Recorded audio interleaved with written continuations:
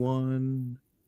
All right, we are live. I'm Father James, and this is the Barely Protestant YouTube channel. It's been actually a few weeks since I last live streamed, but getting ready for Advent or getting ready for Christmas through Advent, that's been an issue. But we have a special guest with us today, Daniel. I don't know if you want to give your last name, but I'm going to go ahead and let you introduce yourself, if that's all right. Sure, yeah. My name's Daniel. I hold the position that there are really good reasons to be a Christian. There are really good reasons to be an atheist. And because I hold that view, I think that in this discussion, I'm going to be defending atheism. Some of the smartest philosophers of religion are atheists. Some of them are Christians as well. Too often, we just put all the onus on Christians to justify their viewpoints and never ask atheists to justify theirs. So my goal today is to provide a robust defense of the atheist position. All right. Well, good to have you on here, Daniel. So what caused you to reach out to me, if you don't mind talking about that a little bit? Sure. Yeah. So I guess I've just, there's lots of questions. So I was raised evangelical, and I had lots of questions about, you described sort of a similar background. So I came from the Church of Christ. I don't know if you're familiar with that. We never learned about the church fathers or the early church or the patristics and so forth. So I got kind of like just interested in that subject. And if you type in stuff related to that subject, your channel comes up, and then I just started watching. It was really fascinating. And then I saw that you had done the debate with that other, before on atheism. And so I figured, it's one of my favorite things to talk about. So I figured I'd reach out. Awesome. Well, so yeah, you reached out in email, and I appreciate that. And you've had quite the ironic spirit, which I've really appreciated. That's not always the case, especially when I was in college. I was in college from 2012 to 2016 for my undergrad, and it was a time talking with atheists. That was, like the sort of the new atheism kind of wave started in probably 2006, and it was still going. It went for a good 10 years or so. But anyway, So tonight, what we're wanting to do is not have a debate per se, just a discussion. I'm going to first line out sort of what we are talking about when we talk about God, because oftentimes the term God is not well defined within discussions, with atheists or even discussions with Christians. So it's important to first go to sort of like the sort of first steps, right? So I'm just talking about classical theism as generally agreed upon by the monotheistic religions and by what's known as like the philosopher's God kind of thing. This is something that's revealed through natural reason, through natural theology, what we call. And we're going to start on that level. I don't think we'll get beyond that today, but I think it's good to sort of lay down what we're actually talking about and then build up from there. I think sometimes we just sort of skip around, obviously not saying with you personally, but just in general, these discussions, there's a lot of skipping around that happens. So if we start on the ground level of who God actually is and then work up from there, I think that works best. So when we're talking about God, we are talking in a classical theistic understanding, right? We're talking about God who is divinely or absolutely simple, is not only composed of no parts as in physical matter, but is actually not metaphysically composed. What we're talking about when we say that is like God is not part one, power, and then another part is like God's will, and then another part is God's love, and then God's wrath. Like ultimately, when we're talking about these things, these aspects relating to who God is, we're speaking analogously. When we're saying something like God has a will, we're actually saying God has something that is akin to what we call will. When we say God is power, we're saying God like there's something that is we're talking about God concerning power. We're talking analogously. That's the idea. They all ultimately is one. there's just one being named God, and he's not able to be divided up in any substantial way within himself. All right. So that's the first thing. The others sort of all follow from that. So God is not able to be to change. God is not God has no potential. He's pure act, right? So there's no potential within God. God isn't going from one thing to another. God is not with passions, right? So we understand that God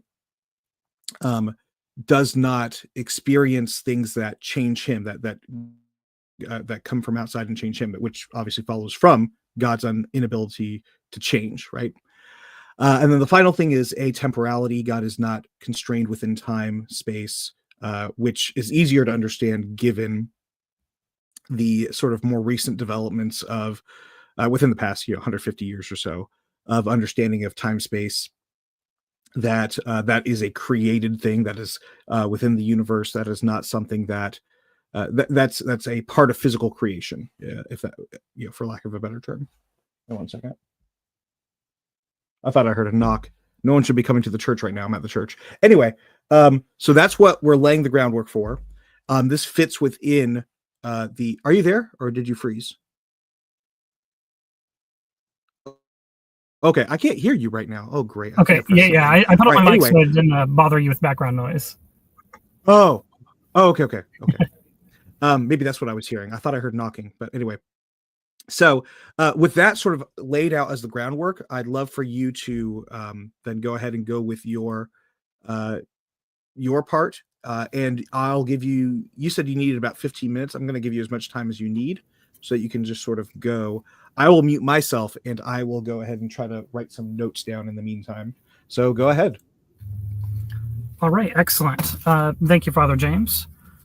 So I have a 3-part argument today, and I just wanted to go through these, and I appreciate being given time because it's really hard time to, kind of measure exactly how much time you're going to take on something like this. The first point I'm going to make is most atheists hold this view that's called naturalism, which is just the view that there are no supernatural things. It's not like really rigorously defined. So it's not clear whether or not that's going to include things like abstract objects or whatnot, but we're not going to get into all that. Just generally, naturalism believes in all the same things that theism believes in, just not gods, demons, angels, that sort of thing. And so when we see what we see, we see the world around us, we have our lived experiences. When we have a couple of hypotheses, a couple of explanations, we're trying to weigh them. If everything else is equal, a simpler explanation is more likely to be true antecedently, or just before we look at any evidence. So to give an example, imagine that I'm at work and I see my coworker and she's coming in from the parking garage. I may have a couple of theories here. One theory is that she drove to work today. And let's imagine I had another theory that she bought a new red truck yesterday and drove her red truck into work today. The first theory is just more likely to be true because the second theory, even though it explains the same data, it's got all this extra stuff that just makes the whole theory on whole. Let me fix my camera. Just makes the whole makes the theory on whole just less likely. So in this sense, we would say we'd prefer theory 1 over theory 2 just because it's much more likely to be true. But let's imagine the scenario was slightly different. I know my coworker typically drives a gray Civic, and that's all she owns, but I see her drive a red pickup truck into work today. Well, now theory 2 seems like the better theory of the two because it's explaining a lot more of the data we have. In my view, naturalism and theism are kind of like these two different explanations for my coworker. We're trying, theism posits these additional things exist.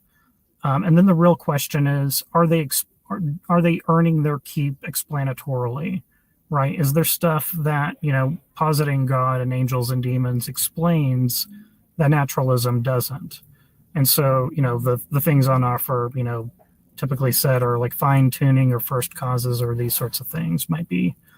But I would just say that antecedently, before we cover any more facts, just on the face of it, I think that naturalism has a leg up. The next 2 points, I want to give a positive case as to why naturalism beyond that is just more likely to be true. Some positive reasons why we can know that naturalism is true.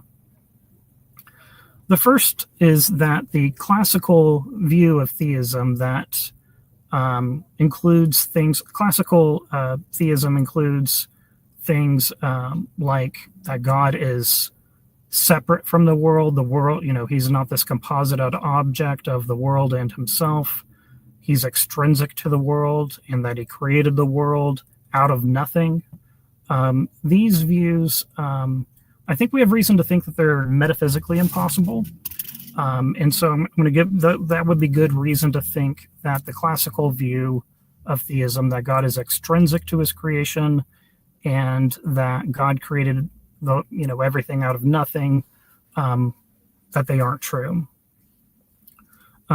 So my argument comes from an analysis of causation, and it's called the principle of material causality.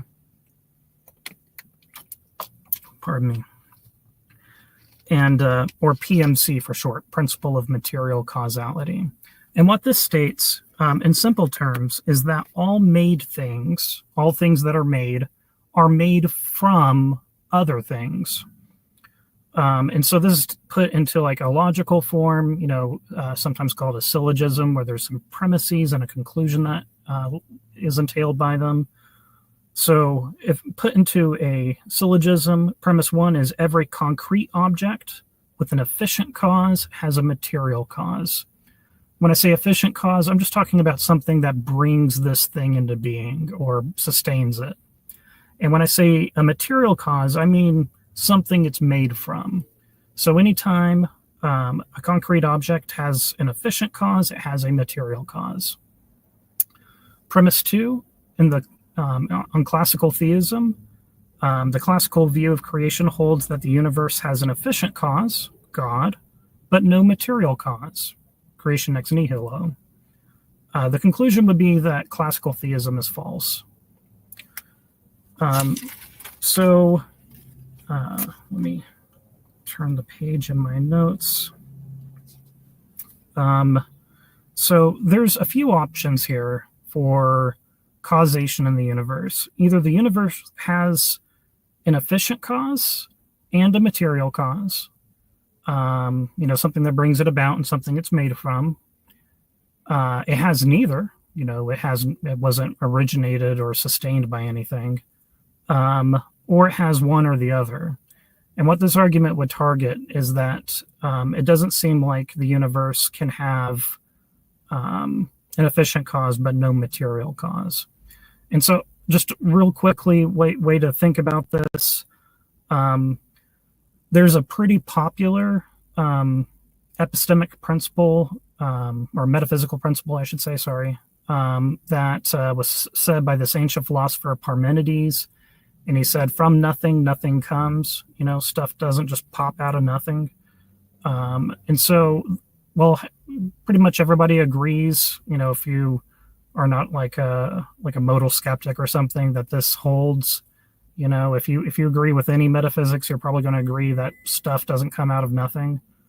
And I think that the principle of material causality has a similar level of epistemic justification to this principle. So, for instance, every time we see something caused, if a car is made or a cabin is made or whatever the case may be, it's made from something else. So there's these two cases, one of which targets Parmenides' case, and one of them targets the principle of material causality, and I'll just go through them real quick. Imagine there's this cabin out in the woods, and imagine there's all these materials, and they just kind of form themselves into a cabin. Well, that just doesn't seem That doesn't seem like something that can happen completely uncaused. Something caused the materials to arrange themselves in the shape of a cabin. The cabin needs a builder. But it seems, also that a situation where there's no materials but a builder is equally absurd. Imagine, a cabin builder's out there in the middle of nowhere and says 5, 4, 3, 2, 1, let there be a cabin, and poof, the cabin appears. Well, now we have an efficient cause but no material cause. So why should we think that the principle of material causality is true? Well, it kind of seems to be the case, depending on what you think about epistemology, rational seemings, or how a lot of philosophical stuff bottoms out. But also, it enjoys all the same empirical and inductive support that metaphysical arguments for God enjoy, namely that every time we see an instance of this type of causation, we do see that it is made from something else.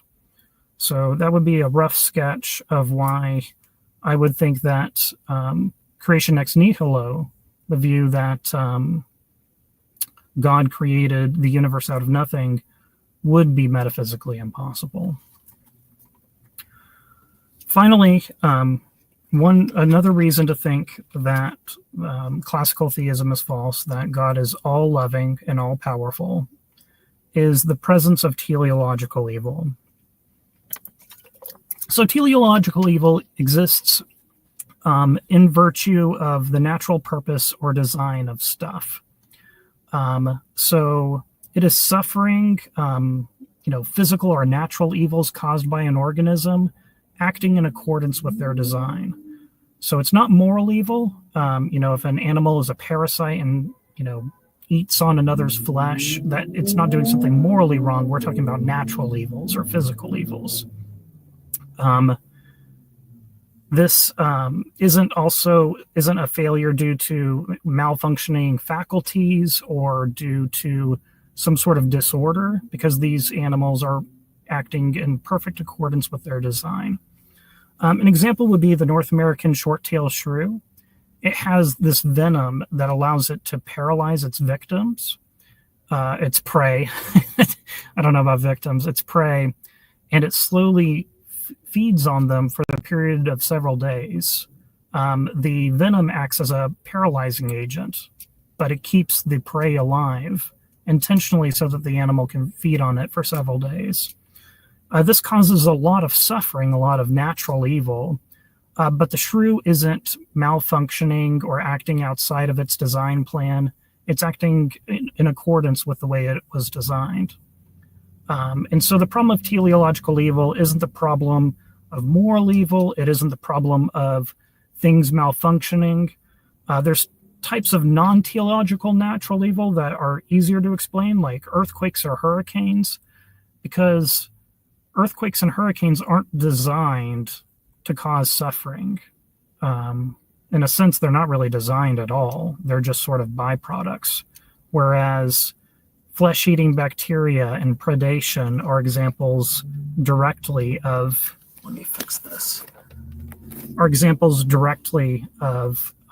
teleological evil. Probably the most outstanding example here is the example of predation. Animals must, rip the flesh and break the bones of their prey in order to survive. Most animals cannot feed themselves or their children without killing and eating each other. And it seems like this sort of design is just something that's far more expected on naturalism than theism. There seems to be at least some evidence for naturalism over theism.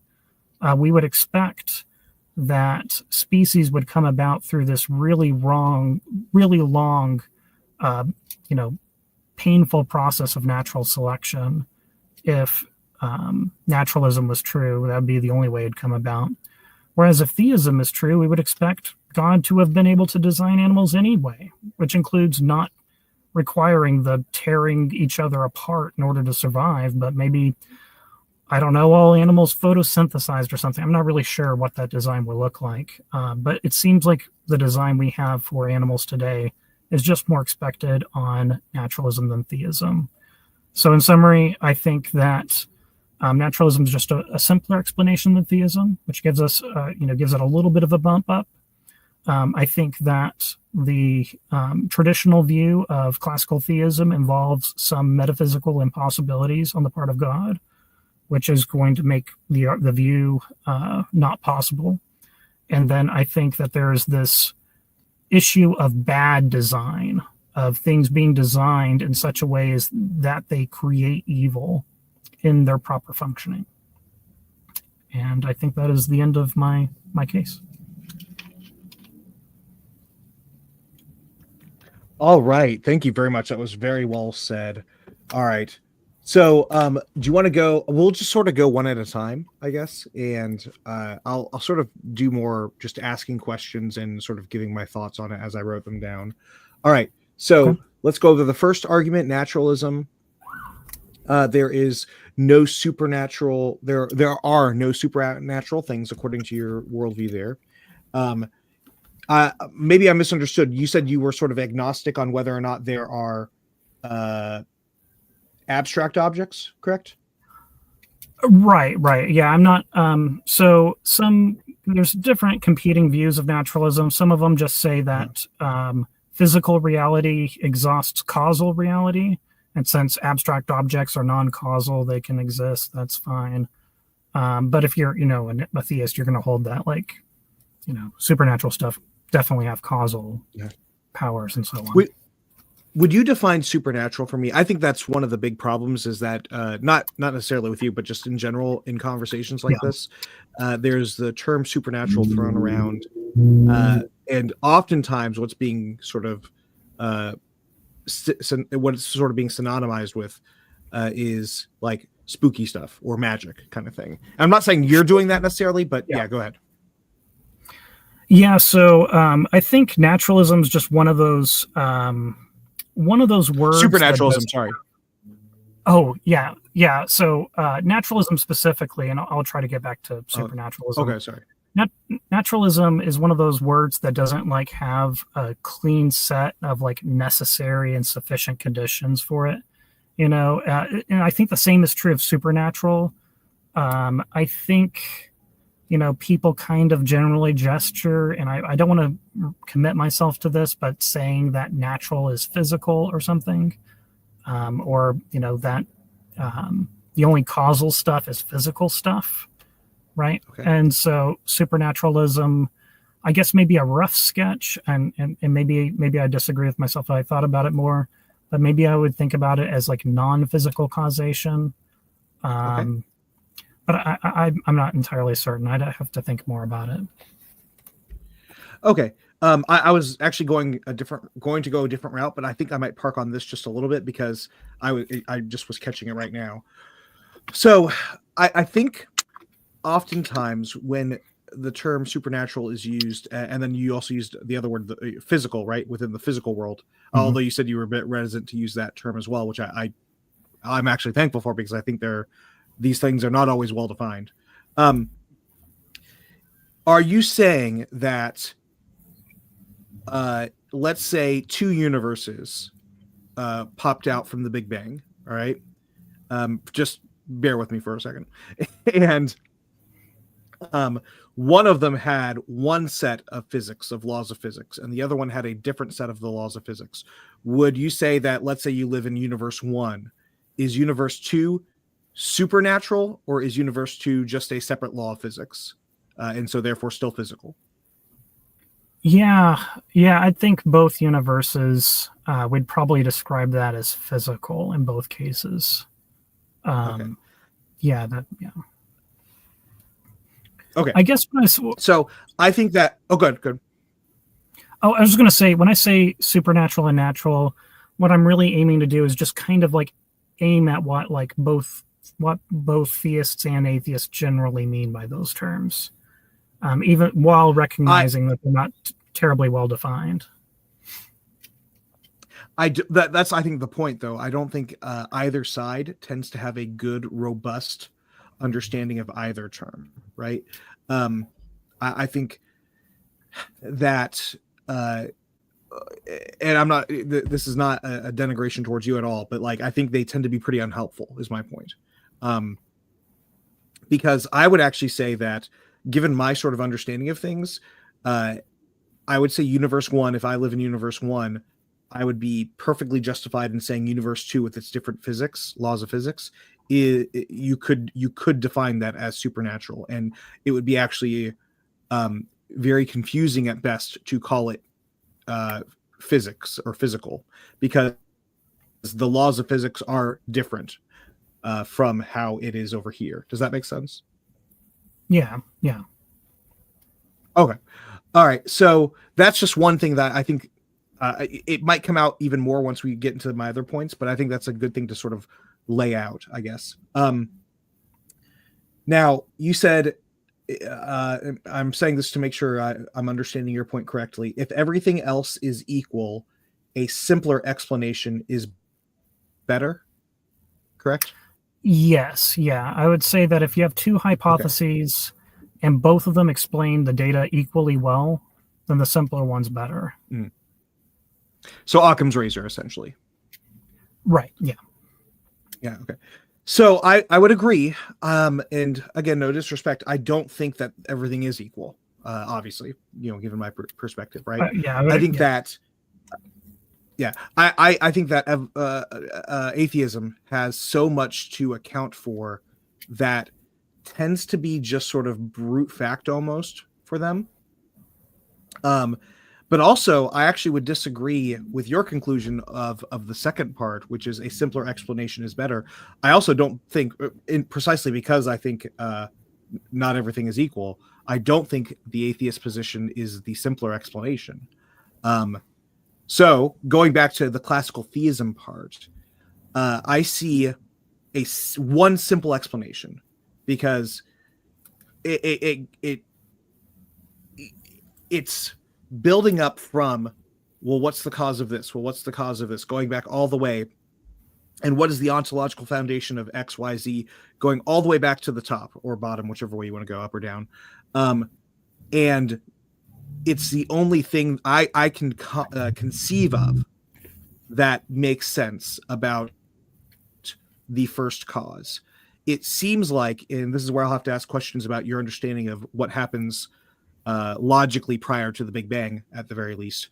It seems like atheism has to posit multiple causes and can't get to one universal cause that causes all of contingent existence. So what's your understanding of, like, say, Big Bang cosmology? Do you hold to that, or and if so, what do you understand of logically prior to the Big Bang? Yeah, so I mean, like, pretty famously, like, it's really tricky, when you go back a certain point, our physics kind of break down. I think that's where, like, currently this is something that's, if we're talking about first causes, or accounts of the universe in that way, we're kind of doing philosophy more than science, which, I think is probably good for me because I'm not, like, terribly well versed in science. So I think that an atheist is either going to have to say that causation just goes back forever, or it terminates somewhere. So, and I think both of those are live options in my view. Okay, so we would, in a sense, I think, both agree on on it terminates somewhere. I mean, you're giving two options, and I'm saying, that's one we can agree on, I think, depending on how you understand that. I don't think the eternally going backwards, I don't think that works. Is that something that you'd be, which one do you find more persuasive? Let's start with that. It's really hard to say. I think both of them are equally likely, I guess. I'm sorry, I don't have a preference one way or the other. But for the sake of argument, I think it's perfectly fine that it goes back forever. It's not obvious to me that time can't just keep going back. So are you saying that there is a starting point, and then time itself, time space, just moves backwards and moves forwards? Or are you saying that there is a linear, it's just sort of a theory of time just going forward? I think it's a theory, right? I get them mixed up. and that this moment is present, and we're just there's a one moment real of reality, and it just keeps going forward and forward and forward. Which one are you holding to? So I think if time is infinite, then I'm probably going to be talking more about more like an A theory, I guess, where it just keeps going back and back and back. If I was doing a B theory, I think I can go for either one. If I think time terminates somewhere, then I think I'm stuck with a B theory of time. I don't know how I'd make sense of that with an A theory. Okay, well, with the A theory, and again, I might be mixing the two up, but the A theory is like only now is the real time. Like there's right now, which is the real. Right. So how could the now have been an eternally how? So the argument, the philosophical argument, is that if there's an infinite number, going to like Hilbert's Hotel, right? There's an infinite number of seconds, right? How do we get to right now, given that there's an infinite number of seconds? How do that seems incoherent? Are you familiar with Hilbert's Hotel? Yeah, I think this is and you'll have to correct me. I don't remember exactly what the issues were. I think there's like some absurdities you can kind of get. Something like if you shift I think if you shift everybody up a room, you can make room for more people or something, even though the hotel was full or something. I'm sorry, I'm probably butchering. Yeah, you got it. No, you're getting sort of to the heart of it. There are all sorts of different sort of examples of the sort of incoherency, or at least perceived incoherency, of infinite time, right? Or actual physical quantitative infinites, right? So, if there are an infinite number of hotel rooms filled with an infinite number of guests, you have a new guest come in, but they're all full. So what you say is, okay, well, the first one is going to go to something like the first one's going to go to the second room, the second one's going to go to the third, etc. But like then they all fill in again, and it's just like, well, you just added one. How could you add one if it's already infinite? And all sorts of other things like that. You take out half, but you still have infinite. All sorts of things, right? So there are lots of issues with a timeline, especially within an A theory. I could comprehend it, I think, in a B theory maybe, but definitely I don't think it works in an A theory where now is the only real time, that the present. I think that causes major issues. So there's that, but so those are some of the issues I would say with the infinite time part, right? Infinite regress, right? Even Dawkins talks about problems of an infinite regress allegedly with God existing and all that sort of stuff. I do think infinite regress is a problem. I just don't think it's a problem if you're talking about God being the ground of all being, right? The other one is that hard stop, right? So what would be a satisfactory first cause? Give any sort of philosophy that you want, right? That as long as it's coherent within an atheist worldview, like what could the first cause be? You don't even need to give a name, just some sort of descriptor that is sufficient for us to at least imagine, I guess. Yeah. So I didn't know if you wanted me to address the A theory worries you had about the Hilbert's Hotel and stuff, or if you want to. Yeah, I'm sorry. Yeah, go ahead, please. Yeah. Yeah. So there's two worries about the Hilbert's Hotel thing that I'm thinking about. The first one would be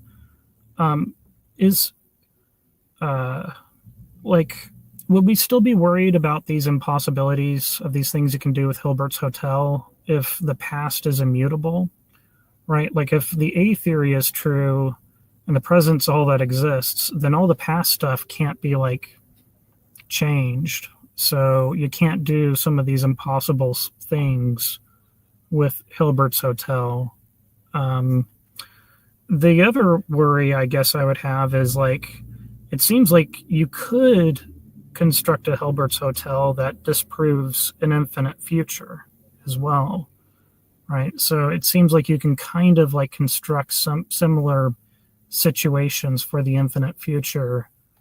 And I don't know if that would pose like theological problems for the classical theist.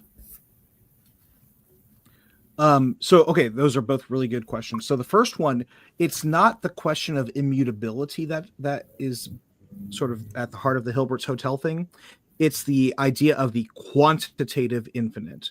The quantitative infinite is the idea that there is an infinite number of seconds / infinite number of rooms. That's the issue. So think of each room standing for a second, and existence sort of being that person in the room for each second, right? It's sort of that idea. And we've already had an infinite number of them. So that's the problem. When it comes to the future, yes, I actually agree with you. There is no such thing as quantitatively infinite time. I've heard some arguments otherwise that might... I can't think of them right now that might sort of challenge that, but I honestly, I'm not even trying to avoid it. I wish I could remember them right now, but for now, I'm not convinced from what I recall of it. For me, what we're looking at is what's known as a potentially infinite, right? So if you throw a baseball into space, right?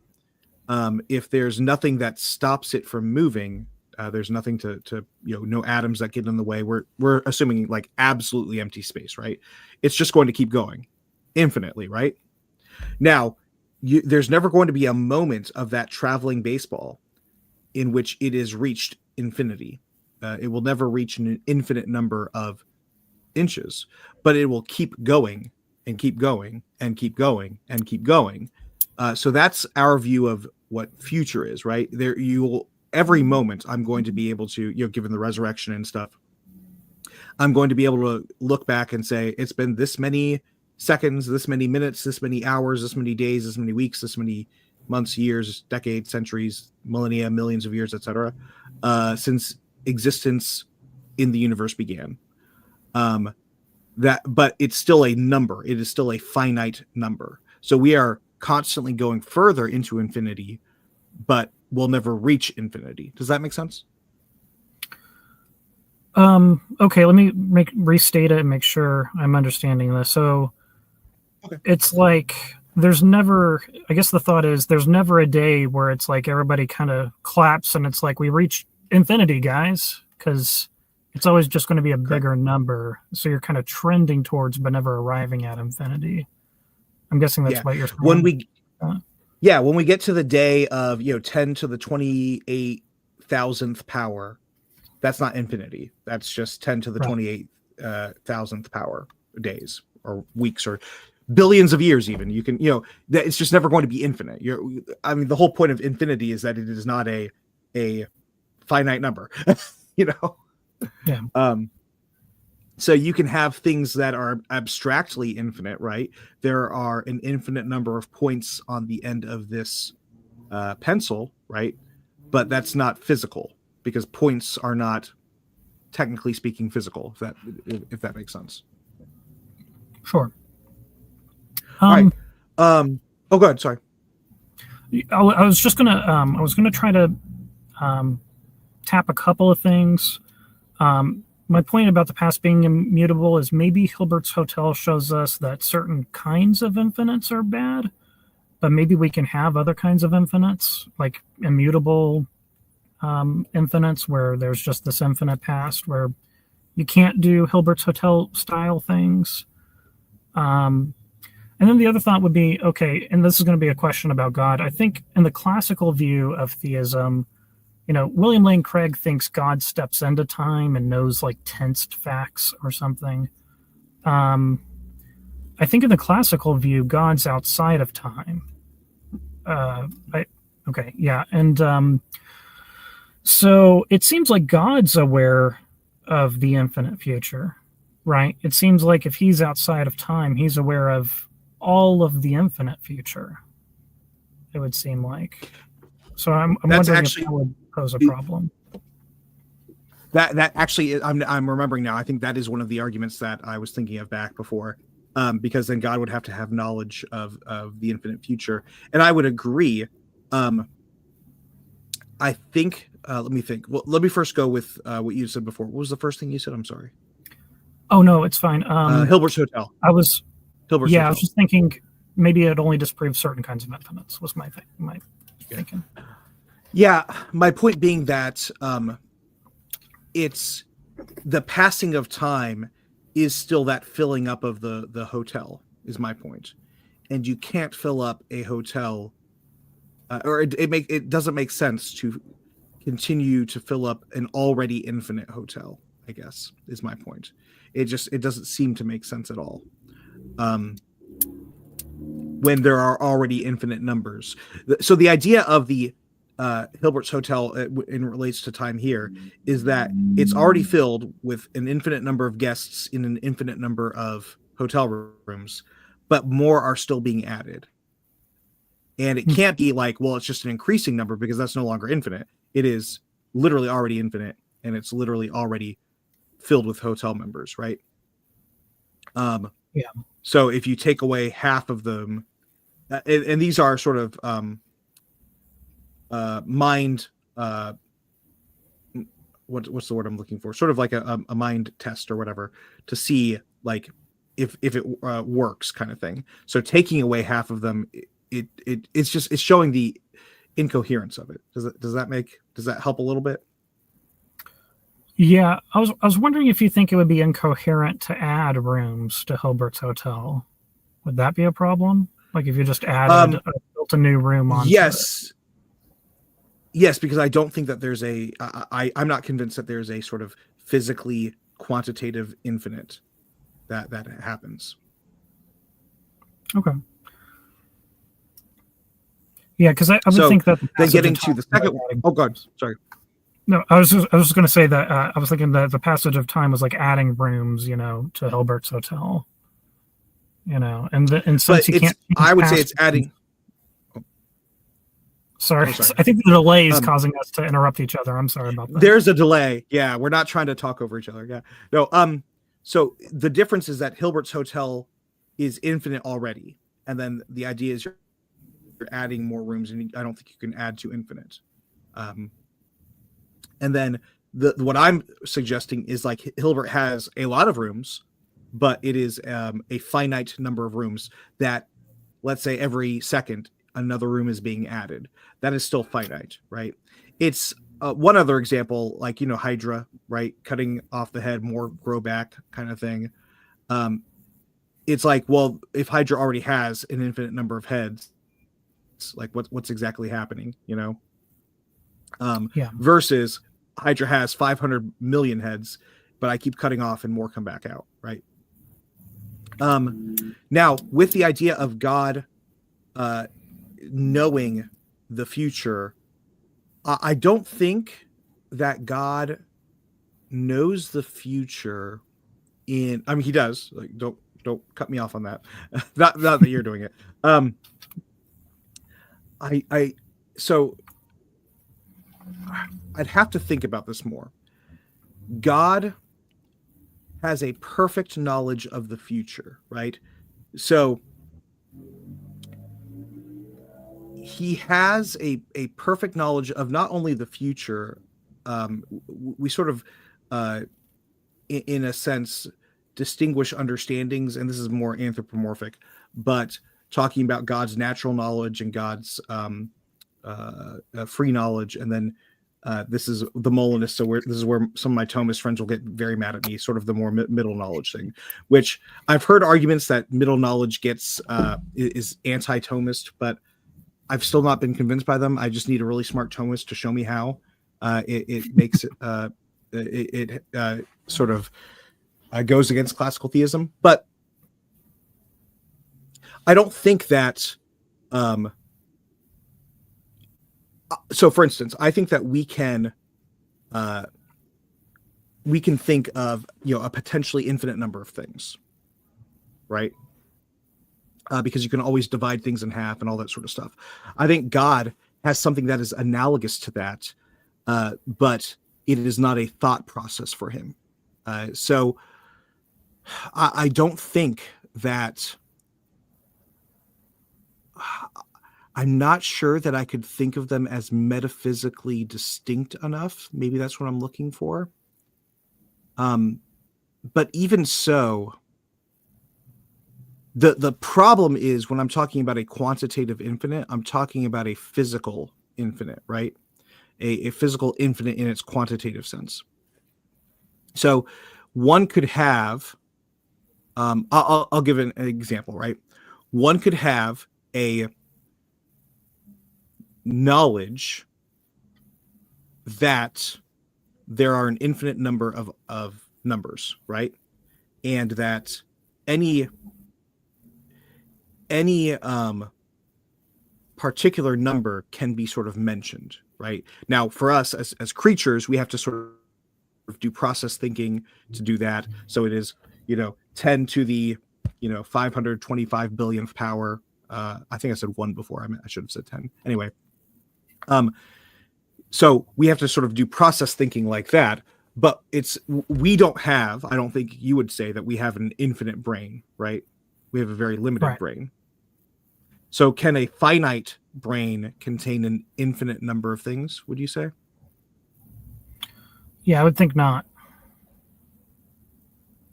Yeah, I think we would not be able to. I don't know if you froze or if that's me. Oh, can you hear me? Yeah, I can hear you now. Okay. Would you say that? I would think not. Sorry. Yeah. Would you say that a physically limited brain would be able to contain an infinite number of things? No, I would think not. Yeah. But we can still conceive of, feasibly, we can conceive of any individual number on the infinite sort of line of numbers, right? Of any particular one. There's not a single one that we can't sort of think of. So we have that ability, even though we have a very physically limited brain. I think that God has a sort of perfect, insofar as we can speak, we're speaking analogically, obviously, it has a perfect brain, a perfect mind would be a better word. And so can actually sort of have all of those ideas and thoughts without processing it and everything. But that doesn't mean that there's a sort of physical infinite there, because God's mind himself is not physical. Does that make sense? Yeah. Okay. Yeah, I don't think there's a. Oh, sorry. No, go ahead.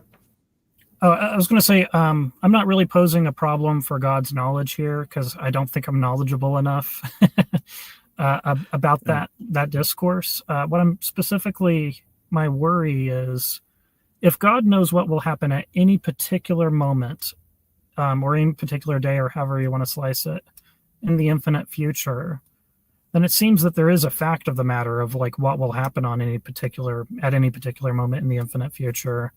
And so it seems like, at least for God, he's not experiencing a potential infinite, he's experiencing an actual infinite, which would make me worry that Hilbert's Hotel applies to the infinite future.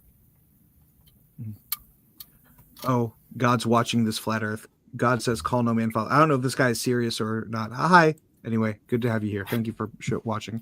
Because I have Father James, but it says call no man father, so I'm sitting. Anyway. So with what you just said, I think, the problem with the infinite part, right? And maybe I didn't make this clear before. And then if we want to move on to the other parts, we can do that. But I'm loving this part. I love it. But with the issue with the infinite part is not the idea that an infinite exists on a metaphysical sort of level.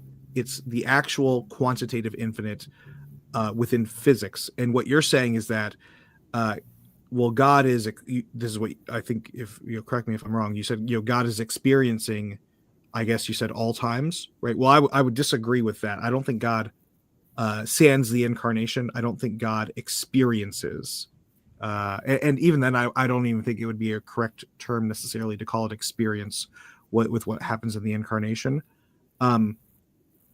God, according to his human nature, experiences in the incarnation, but I don't think I can say the same thing that God experiences according to his divine nature, because experience is a change within.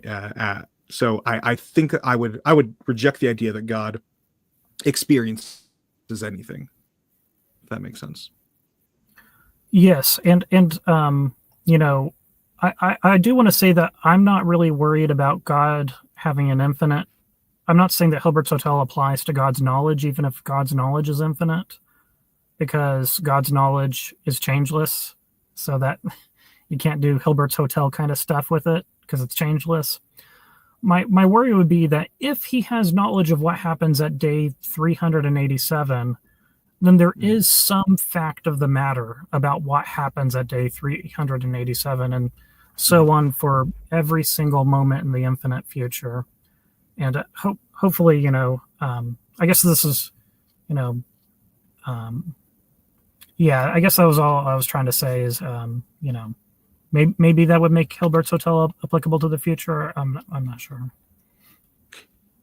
I'm not sure it does. Maybe if you look at it from a B theory of time, I think it would, and I think that is sort of what I'm trying to remember who someone had once said that, like, this is why he doesn't like Craig's argument for the cosmological argument and stuff, which I'm not quite using that per se, although it is borrowing a little bit from it, I guess you could say. I'm at least touching on the Big Bang cosmology and stuff, so that's part of why it goes in. But my point being that, like, yeah, I think that if you're holding to a B theory of time, then maybe Hilbert's Hotel doesn't work out so well as an argument one way or the other, right? So maybe you can have an actual infinite number within physics. I'm just not convinced. I think that there are some problems, and I don't think, especially within an A theory of time, although God is obviously outside of time, sans the incarnation. And I'm saying outside of time in a very analogical way. So don't take that literally. Like there's a space that is called outside time. But yeah, I don't see sort of the issues with it. With God having an infinite number, if we're going to say it that way, of concepts in his mind. I'd say maybe in his mind. I don't even feel comfortable saying that, though, actually. The infinite God has knowledge of everything that it is logically possible for God to have knowledge of, right? I don't think it is a process of thinking for him, right? It is, God's not sort of going through and thinking, okay, well, this is true now and this is true.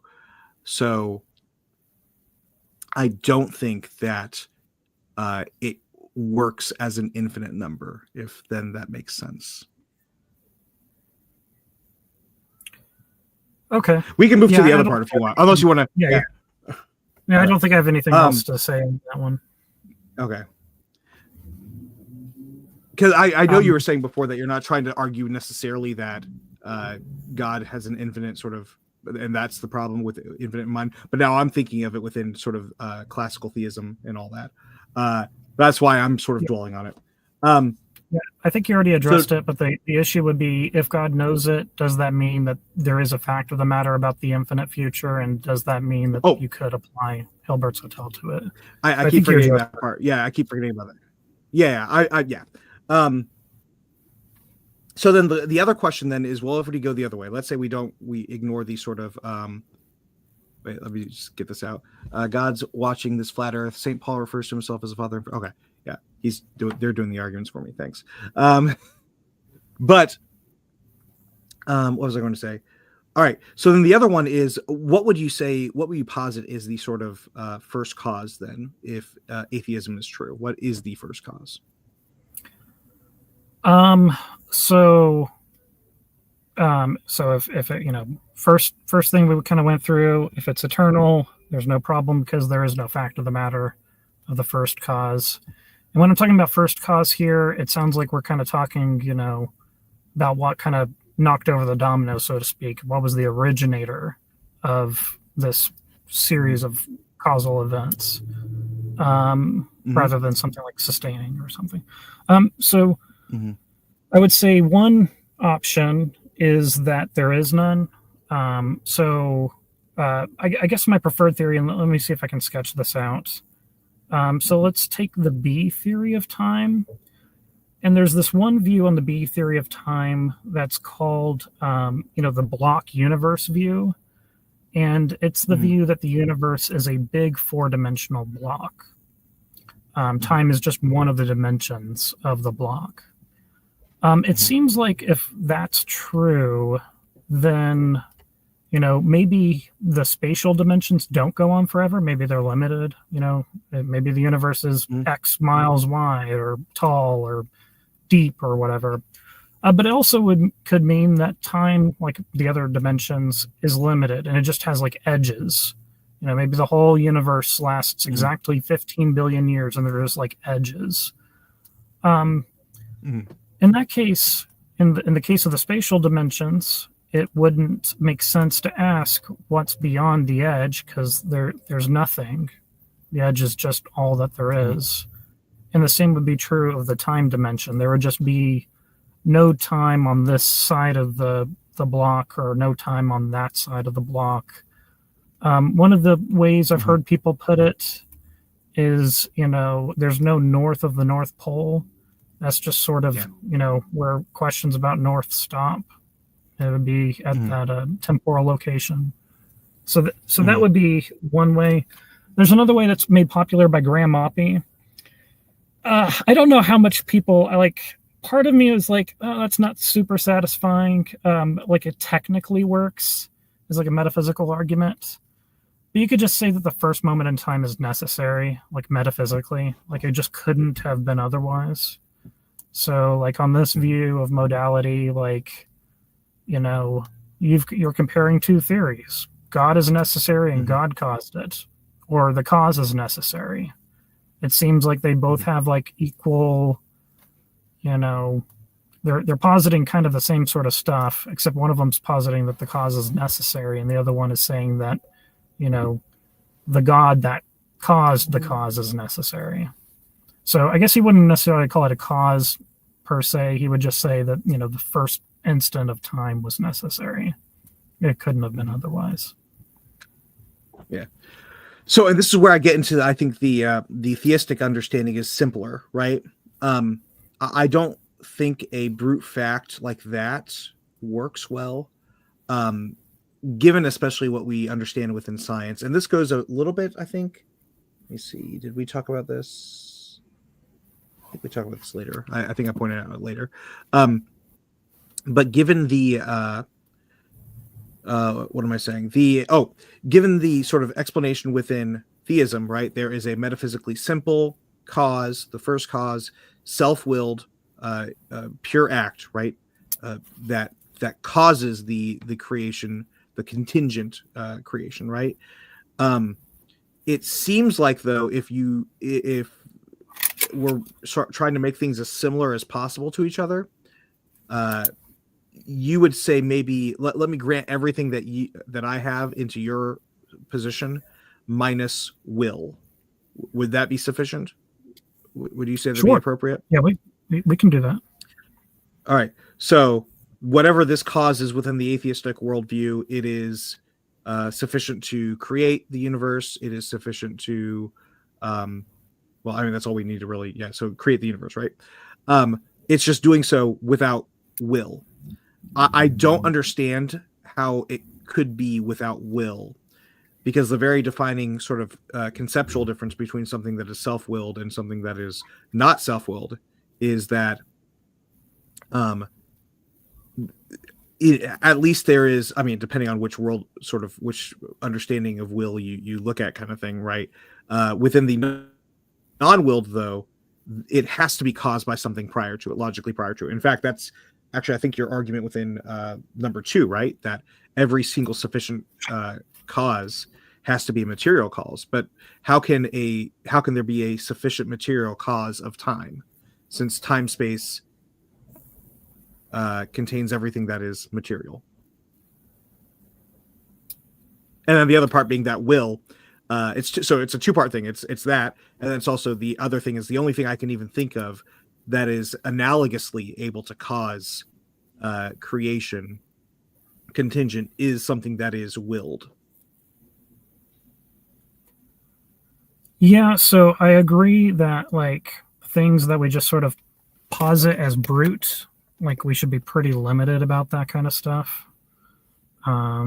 Because when you say something's brute, you're just saying that there is no explanation. This is where the buck stops explanatorily. It seems like maybe for the case between God and Graham Oppy's necessary beginning, the difference is the buck stops just a little bit later for God. The buck stops with God instead of with the first instant.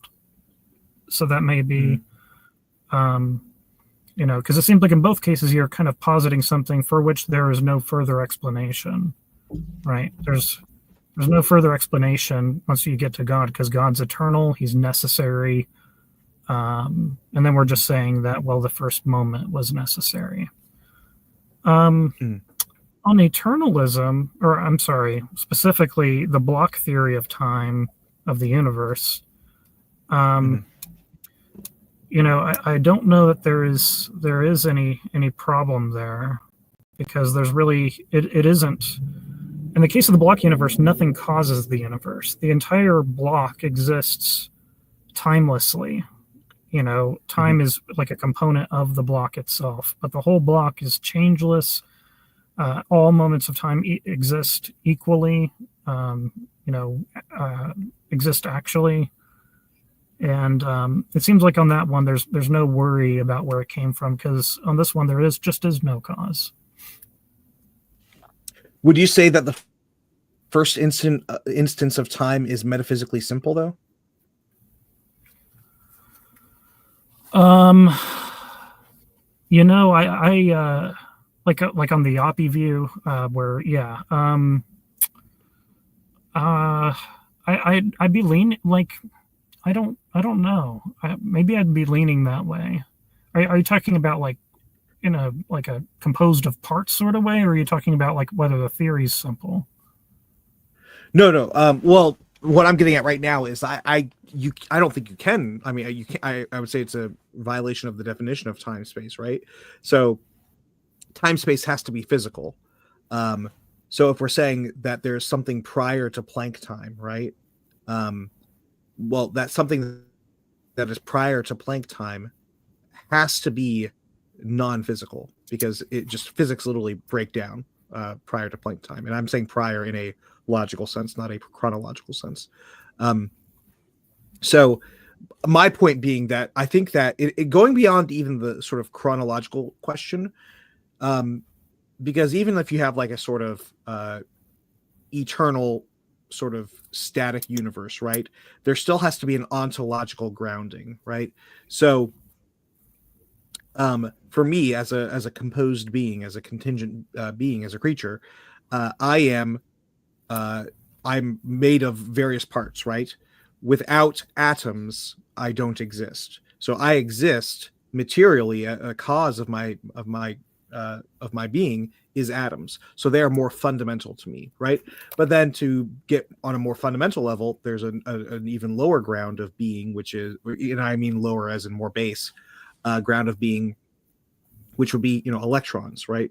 And then going even more than that, quarks, and going down, right, to the point of what we would say is beyond physics, right? So the metaphysical part, and you could do this with time space as well. So you can do it either with like material energy or time space. My point being that there has to be a point where you can't break things down anymore. And my point is that that's why we get to the idea of classical theism, which is God, who is metaphysically simple, is not even composed of, part power, part, love, part will, part etc. He's just metaphysically pure, and pure will, pure act. Same thing, obviously, but we're using analogies. So from there, I have something that's at least feasible, right?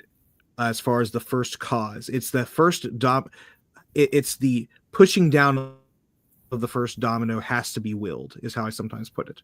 Whereas within the atheistic worldview, the difference between the first domino falling, with my understanding versus the atheist one, is that the only options are a domino falls because a previous domino made it fall over. So I think it has to go back into an infinite regress. Whereas I would say that there is a first domino. God is the cause of the first domino falling. The unmoved mover, as Aristotle would say. Yeah, so I guess to first address the Oppie view, there is no anything before time. It's just the first moment of time would be necessary. So there wouldn't be any worries about it being outside of space and time, because on this view and on the block view, there just isn't anything outside of it. I think naturalists have some options for grounding. Like one of them is, and I'm not going to know much about this one, it's called wave function monism, that everything's just sort of part of this universe-wide wave function. Or maybe, the universe is a universe-wide quantum field. Or maybe we're just made out of like really small stuff. Eventually we'll arrive at some like really small thing that's the fundamental thing. I'm not certain what will wind up being the case there.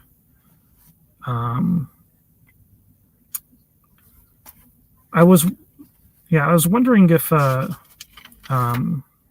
maybe this would be a good time to get into the material causality stuff, because I think we were kind of getting close to that earlier. We're kind of touching on it. So good. No. I'm sorry. I didn't want to roll over anything you had queued up, or make sure, and I want to make sure I responded to everything you wanted me to. No, yeah. So we're still like touching on, almost finished with the first one and kind of touching into the second one, and I want to be respectful of your time and everything. Let me know if you ever have to go, by the way. Okay. I've got a pretty late night myself, so I'm good. But it's not that we're getting to the fundamental individual, sub quark. We'll just say, let's say it's just one step below sub quark, right? sub quark, right? Let's say that's the sort of most fundamental that cannot be broken down. It's not just that; it's also the grounding of the grounding of what caused all of these fundamental sub quarks to exist, right? Because there's a multiplicity of them. There's a huge number of them, right? And so what causes the existence of all of these sub quarks. So the grounding question is not just about the individual sort of material, most individual material, or most sort of primordial material, even on an individual level, I guess. It's they all have to come from something, because we're talking about that first moment. Now, again, you're talking about how it's just sort of the entire block, the entire universe, the four-dimensional universe is just there. Well, again, that kind of goes against. Let me see. I don't know if I want to go into this, but because we do want to move on to the next one, I'll just say, and if you want to, I'll let you have the last word on this. It kind of just goes against Big Bang cosmology, and it seems to be just an assertion. And respectfully, in spite of the science, right? So honestly, I think what I found interesting is that even within Christianity, especially when you talk to theologians, even those who are like six-day creationists versus theistic evolutionists, you'll find a wide sort of array of agreement on Big Bang cosmology, oftentimes outside of weirdos like Kent Hovind. And the reason is that it's just a clear, obvious understanding that this is the beginning of time, space, matter, energy, the laws of physics as we know the whole kit and caboodle, right? So it seems to be an assertion that's being made in spite of the sort of evidence that we've gathered from science looking at the cosmic radio background and all that sort of stuff. So if you could just comment on that, and then we can move on. I'll let you have the last word on that.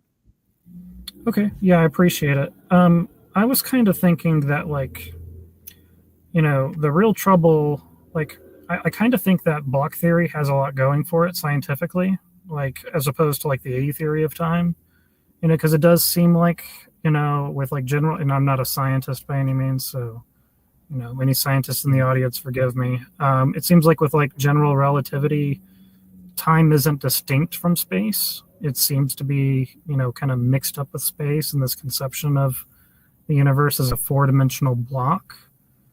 I don't know. It seems like, maybe relativity lends some credence to that. I did want to address the other thing you said about, the universe being made of a ton of small stuff, because that seems like, the atheist needs to posit like there's like a lot of things that exist like necessarily or brutally or something. I would say that there's one category of view, and we don't have to get into it, called priority monism. And it's the view that the universe is a singular object. There's just one thing that exists. So it could be a universal wave function or a universe-wide quantum field, whatever the case may be. Yeah, I think that's all I had to say in response to that. Could I? The phrase I think I've heard from Alex O'Connor is mereological nihilism. Is that what you're sort of getting at? So I think nihilism just rejects. A mereology is something that I'm not really good at. I think mereological nihilism just denies that composite objects exist. Yeah. And priority monism states that there is an object that exists. It's a universe. And it's I think that I'm not too well versed in either of those, but my understanding is that they seem to like coincide pretty well, because I don't think mereological nihilism would say that nothing exists. They would say that sort of there is ultimately one object, which is the universe, and that the distinctions made physically within it are conceptual only, which is an odd thing to say, but also but not real. If I'm understanding it correctly, but I think that it just sort of flies in the face of what we see in common sense, and like it gets rid of all of science, really. Gets rid of almost everything. It just seems like a very, and I'm not saying you're doing this, but when I hear that sort of talk, it's hard for me to escape the thought that, or to push away the thought that, okay, are we trying to move a worldview to fit within a desired conclusion that we want, right? And I forgive me, I'm really not trying to sound sort of whatever towards you or anyone. It's hard to escape that sort of thought, though, if that makes sense. Yeah, I think like the example that mereological nihilists typically give is a chair. That's the word that comes up like in the literature a lot, is like chairs don't exist. That's like really counterintuitive, but I think if I were being charitable, the idea is that the chair doesn't exist because what really exists are like the stuff that make up the chair. The chair is just what we call this arrangement of fundamental stuff. But you could also run explanations the other way. The reason that fundamental stuff is arranged the way it is because it's a chair. So there's like famously like a couple of ways you can kind of conceive of it. I guess I don't have like really strong opinions. Like on the priority monist view, there is like the universe is just fundamentally a singular thing. It is simple. It is a universe-wide something, quantum field, wave function, whatever the case may be. I like the sound of priority monism because it just seems a little less complicated than stating the universe is made out of a ton of little stuff, and there seems to be like some empirical support for it. Um. Oh, I'm gonna let it pass because if I ask that question, it's gonna go even further. So we'll move on to the next one. Okay. we'll move on to number 2. And we did cover a lot of number 2 in what we just spoke about, which I thought would probably happen, honestly. So we'll try to maybe go through this one a little bit quickly, unless you feel like, because you're presenting a positive case, that you might want to rest on this a little bit more. But as we're going through it, I'll just sort of bring out my points. Let's see. So first point is whenever something has an efficient cause, it has a material cause, right? Yes. Right. So Christian or classical theism posits a sufficient immaterial cause. That's your second premise. And the conclusion is therefore Christian or classical theism is false. Yes. Okay. Yeah, and just so. Okay. Sorry, go ahead. No, finish up. I was just going to say, just to be really clear, I'm talking about concrete objects, or what Aristotle would have called as substances. Chairs, atoms, electrons, people, maybe even souls, angels, demons. They may all be concrete objects, and if they have an efficient cause, something brought them about, then they also have a material cause, or something they were made from. And then classical theism says that creation wasn't like that. So how would you define material cause then? Just roughly the stuff something's made out of. It's kind of like the way Aristotle used it, but just the difference would be, instead of what it's made of, it's what it's made from. We're kind of describing its relationship to its efficient cause. So the efficient cause is the causer, right? So the efficient cause would be the sculptor. The material cause would be the clay or the stone or the whatever, right? Exactly. Yeah. Exactly. So, I would say with that, I don't see a reason to demand that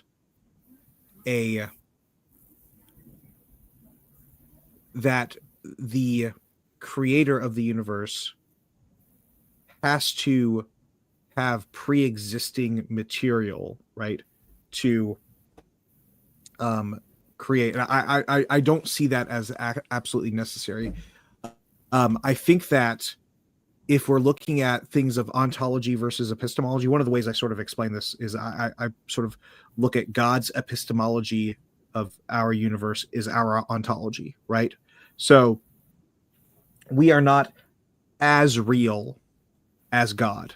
We are a different, categorically lower order of being. We don't have a being, an existence that is like true existence. So the same way that I can, and this is analogous again, the same way that I can, within my own mind, whether awake, with writing stories, or asleep with dreams, create other people, right? Their level of existence is a lower level of existence than mine. So I think that when we get to something like, every sort of sufficient cause has to have a material cause to make the thing, right?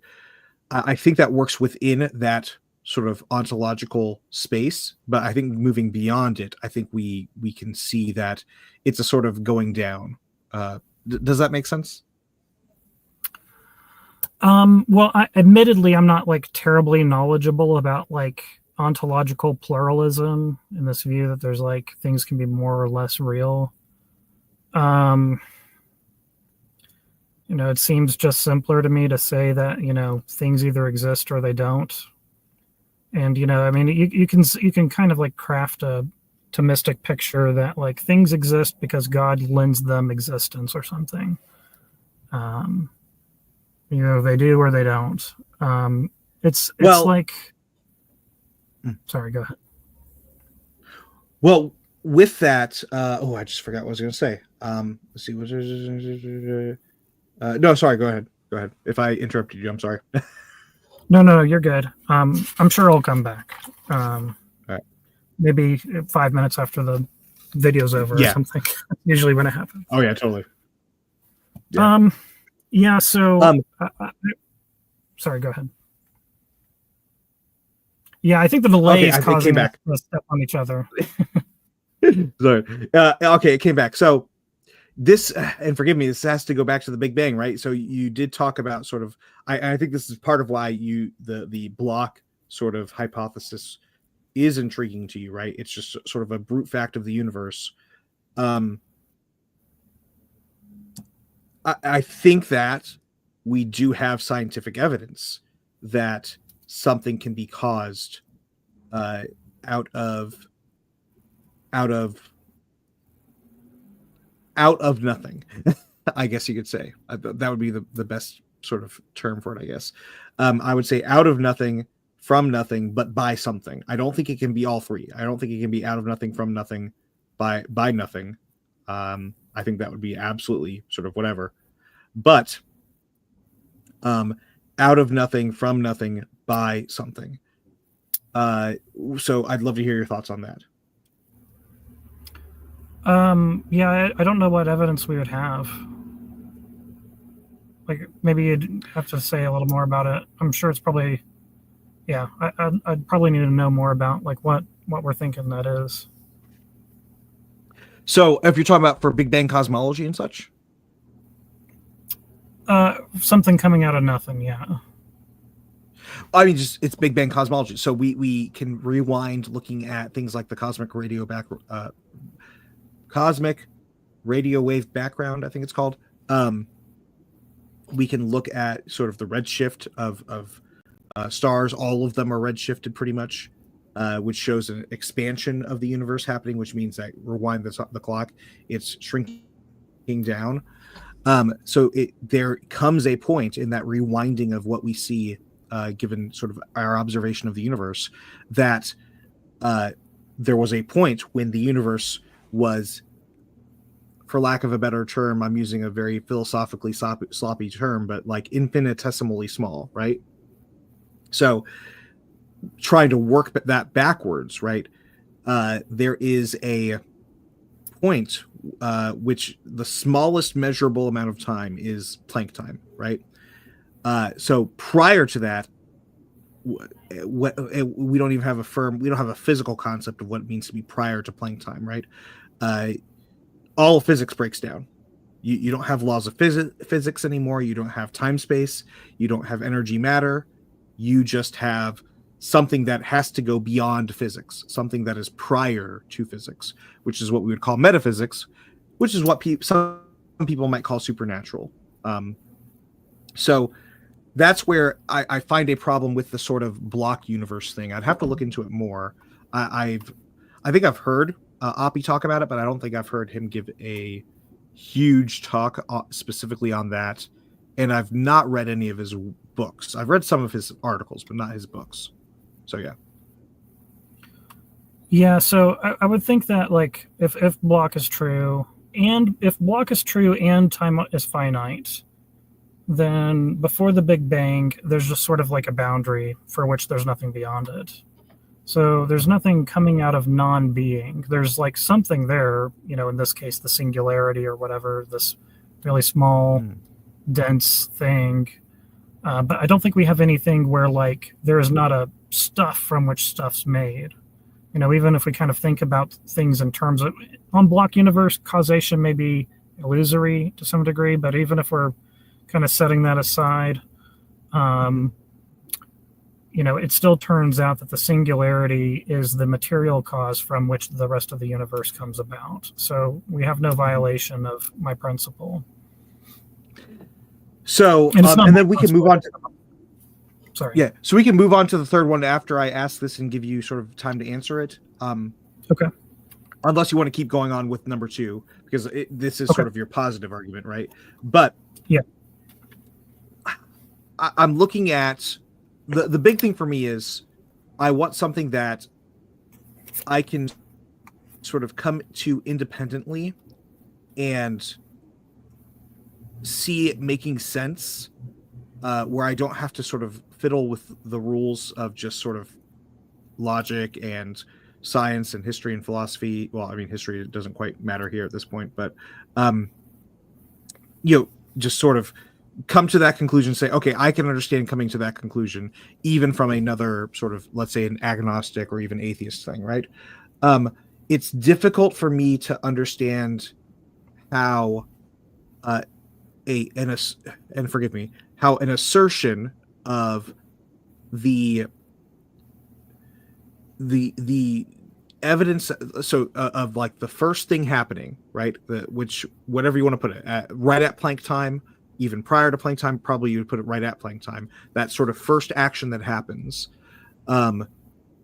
where it's just that's the first action and it has no will to be the first action.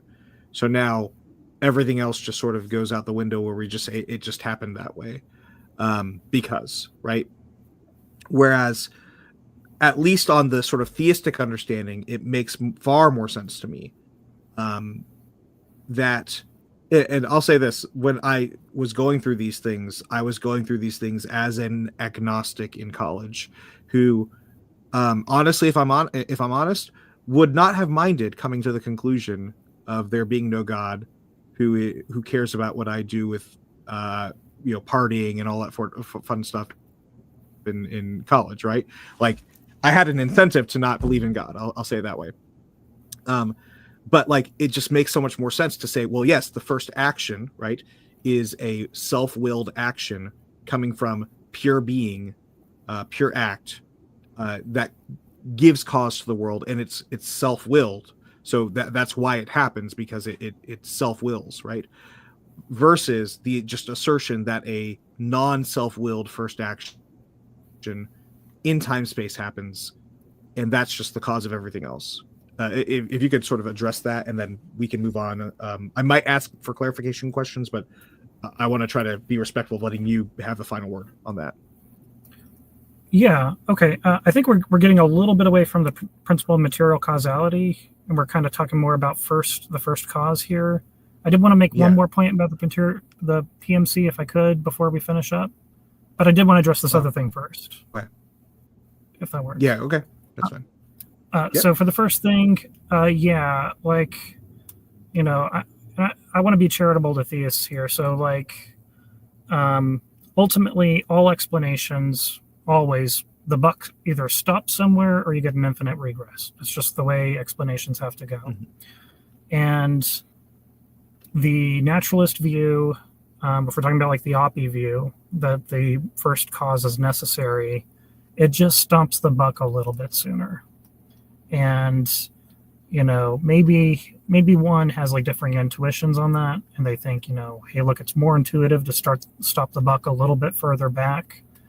I think the naturalist is just going to say, what does that buy you? Because you can just say that the first cause was necessary. It couldn't have been different.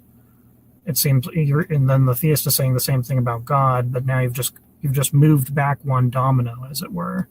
Instead of saying this domino knocked them all over, you're saying, no, God is this further domino that knocked them all over. It's just not clear that, what exactly it buys you. I guess there's sort of a sense, that like, that's kind of seems unsatisfying, because it kind of feels like, and this probably gets into completely different categories of arguments, like, but this isn't just like, some necessary domino happened and then, people and the universe and all that stuff happened. I can see why somebody like finds that like unsatisfying for sure. Do you mind if I clarify that difference? Problem. Sure. Do you mind if just to clarify that difference, because this is why I pointed out towards way back earlier, the different that essential difference being that the first quote domino, or the first act, is self-willed, right? Is a willed act versus the unwilled act. That's the I would say that's the essential difference. Even if you're going to start into metaphysics, right, and have a metaphysical first cause, the difference is still self-willed versus not self-willed. But sorry, I guess they would just say the first domino on the naturalist picture is falling. That's just what it is by necessity. It's not a standing up domino; it's a falling domino by necessity. And yeah, I get the sense, especially when you talk about it like dominoes, that doesn't seem very satisfying, right? That the first domino is just in a state of falling by necessity. But that's going to be what the naturalist picture is. There's another part you want to bring up. Sorry. Yeah, I wanted to bring up something else about the principle of material causality because I think this is going to be like pretty interesting. Okay. I just want to motivate it real quickly. There's an argument that most theists are heard of. It's the Kalam cosmological argument. Everything that begins to exist has a cause. The universe began to exist, therefore the universe has a cause. Well, why should we think that everything that begins to exist has a cause? Well, like every time we see causation happen, it happens, because something caused it to happen. Things don't happen uncaused. We have universal, what philosophers call inductive, or we have a bunch of cases where we see it. We see no counterexamples. We have good reason to believe it holds. That everything that's caused, or everything that begins to exist has a cause. Universally, it seems kind of incoherent or like unintelligible to say that like something began to exist but it wasn't caused. Like, what would that even look like or mean? And so with my principle of material causality, it just enjoys the exact same support. Every time we see something that is caused, it's made from something else. It's not even clear what it would mean to make like a cabin out of nothing. So I guess that was just one way I wanted to motivate it, is like it enjoys all the same rational and inductive support that the metaphysical arguments for God do. You mentioned that we're like a little bit less real. One solution to this that I think is going to be unpopular for classical theists, I don't know if it's compatible with classical theism, is a view called idealism. There was this, believe it or not, Anglican bishop named Bishop Berkeley, and he had this view that we're like, I don't know it like, super well, but we're kind of like thoughts in the mind of God. It's kind of, analogically, I guess. Is that your view? Is that what you're kind of alluding to? Or I'm just not that knowledgeable about like these views of ontology, like ontological pluralism. Yeah, I think there are quite a few different versions of idealism. I would say that when we're talking about existence, right? If we're talking about from our perspective, the sort of existence we have, that is a one particular level. The existence that God has, and this is true with all classical theism, right? This is across the board, is a more real and it's not the same type of existence that we have. We have an existence that is ultimately contingent. God's existence is grounded in his own being, right? It's his one of the things that I probably should have talked about prior is it's not quite relevant, but it is. But God's essence and his existence are one and the same, right? There's not a category known as God, and this is where a lot of the new atheists get completely confused by saying God is just one amongst many kind of thing. But regardless, it's not a category of. There's a category of God, and the God who exists is just one type of all possible gods or all real gods, kind of thing, right? There is God is his kind, quote, is just him. There's one, and that is his existence. So there are different kinds of humans, right? So there's nothing that is part of my essence that is like my essence and existence are not one and the same. So there are different types of humans, so different essences. I'm sorry, different existences of human, different instantiations of humans. There's one that's you, there's one that's me, etc. But our essence, right, is the same, but our existence is different. God doesn't have that. God has the one essence, one existence, and that's a deeper level. One thing that's kind of analogous is sort of the virtual reality thing, the Matrix, right? You've got a level of existence that is the matrix, but there is a deeper, more fundamental level where, which is reality. So that if the matrix were to no longer exist, the quote real world is not supported by the existence of the matrix on a sort of existence level. But if the real world were to suddenly disappear, the matrix would no longer exist. That's sort of the categorizing that I'm looking at. Okay. I don't know if this is going to wind up being relevant, and maybe we could move on. I guess I'll just ask it anyway. So I kind of think of existence like an on-off switch. Like, I exist, I could not exist. I think Thomists can probably think about existence that way. Either God grounds your existence or he doesn't. If he does, you exist, and if he doesn't, you don't. I would think something like that. I don't understand Thomism all that well. Like, it's very complicated.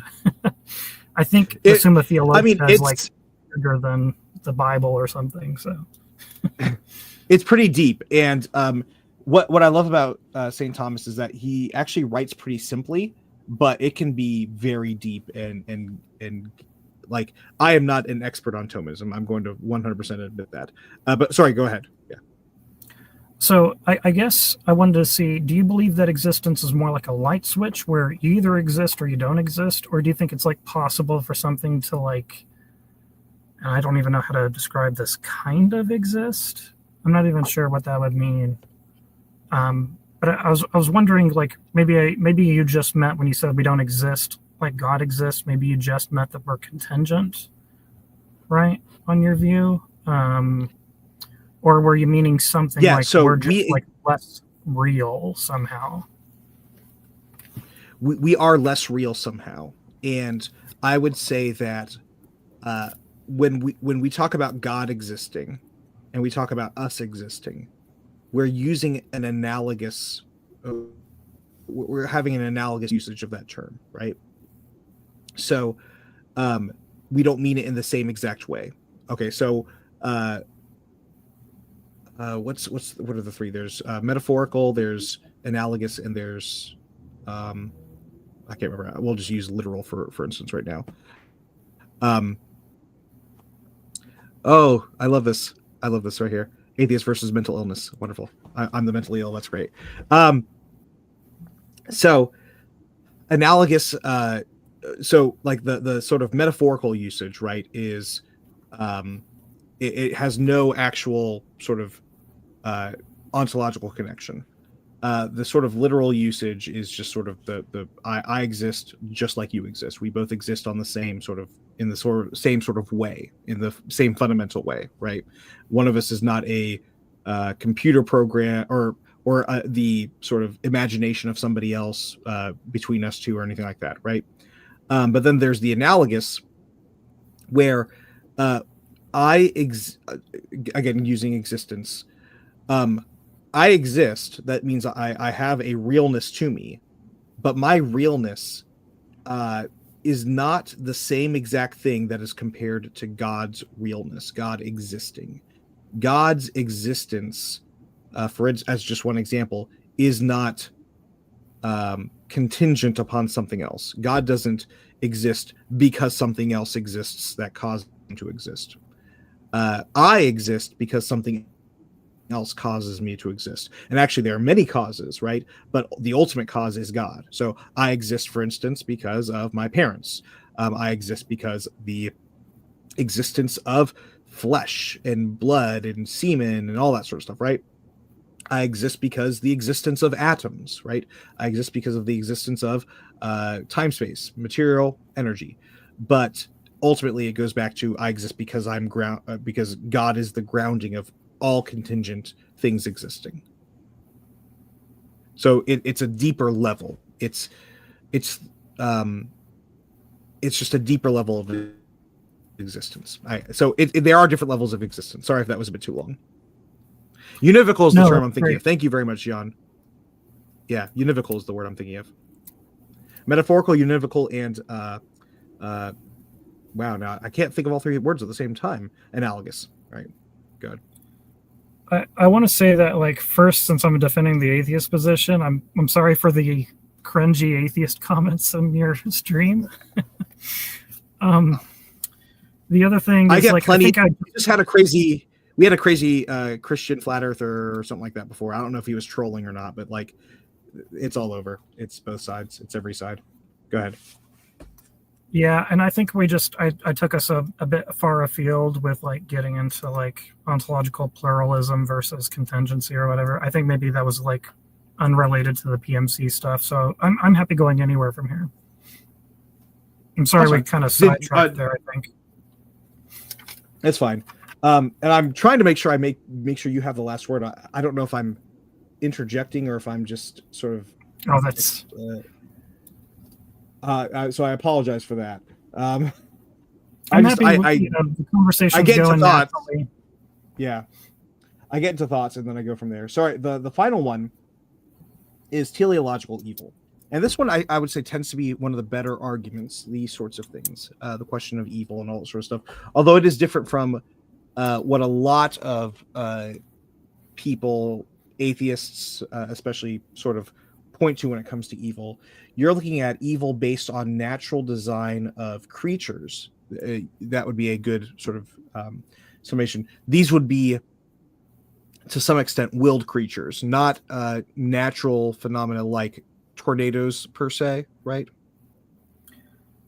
Yes. So the thing is, like, there are lots of, in my mind, I guess I'm not doing a good job to the atheist view here, but there are, like, good sounding responses to, like, why there are moral evils, right? Like free will. There's some good responses like perfect will theology and other things that explain why there's certain types of natural evils, but I think there's, like, a unique challenge when they're operating according to, natural laws, or when they're operating according to their design and purpose and function, when they cause evil as part of their design. That specifically seems to be the worry here. Okay. So a few things, right? The first one is I think some of this can be answered at the very least with the fall, right? So in the fall, you do have a sort of disordering of creation.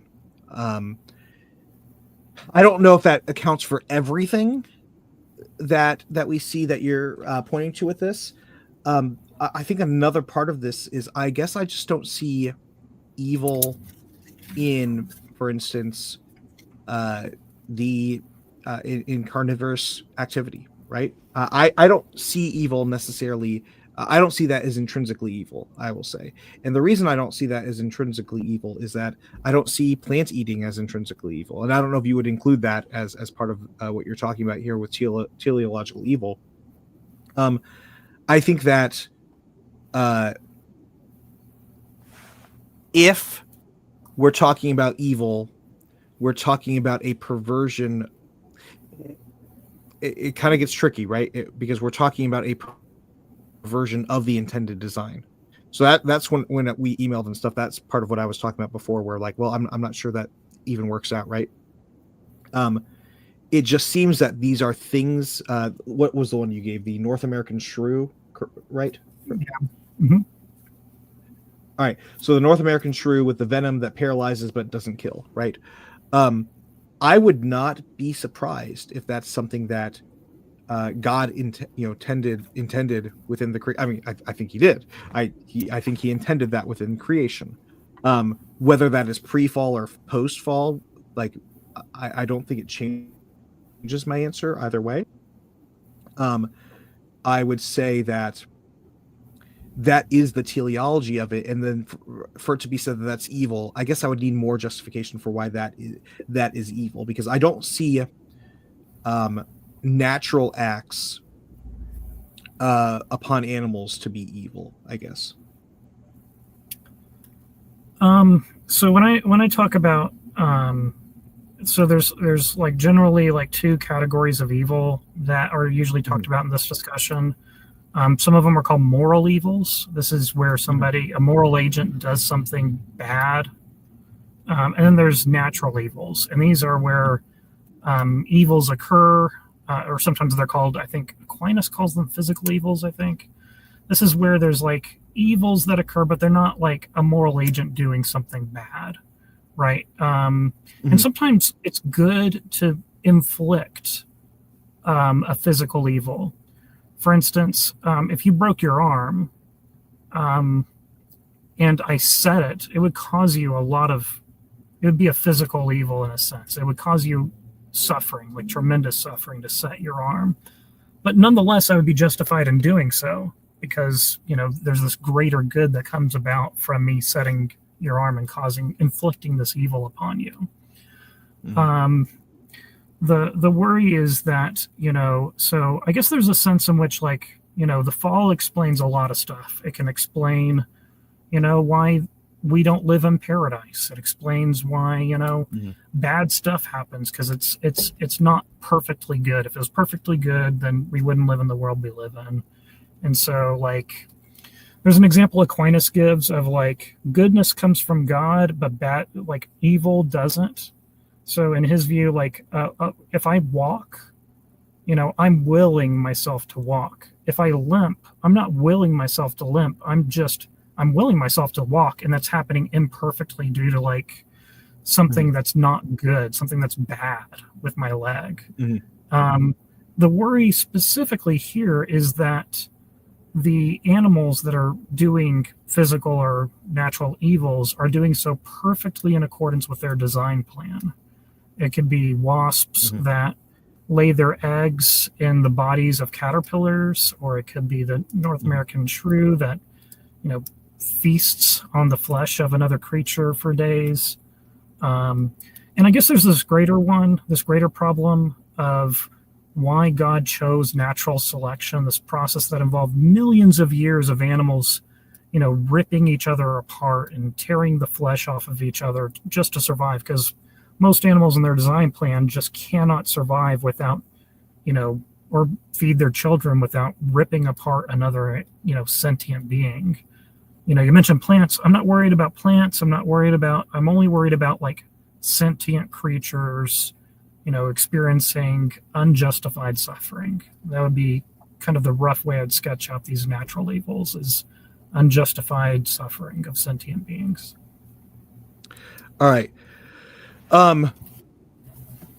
So I'm Wesley Curry here. The second has some really interesting. I'm not sure what he's talking about, but I do want to address that in a second. So did you say sentient?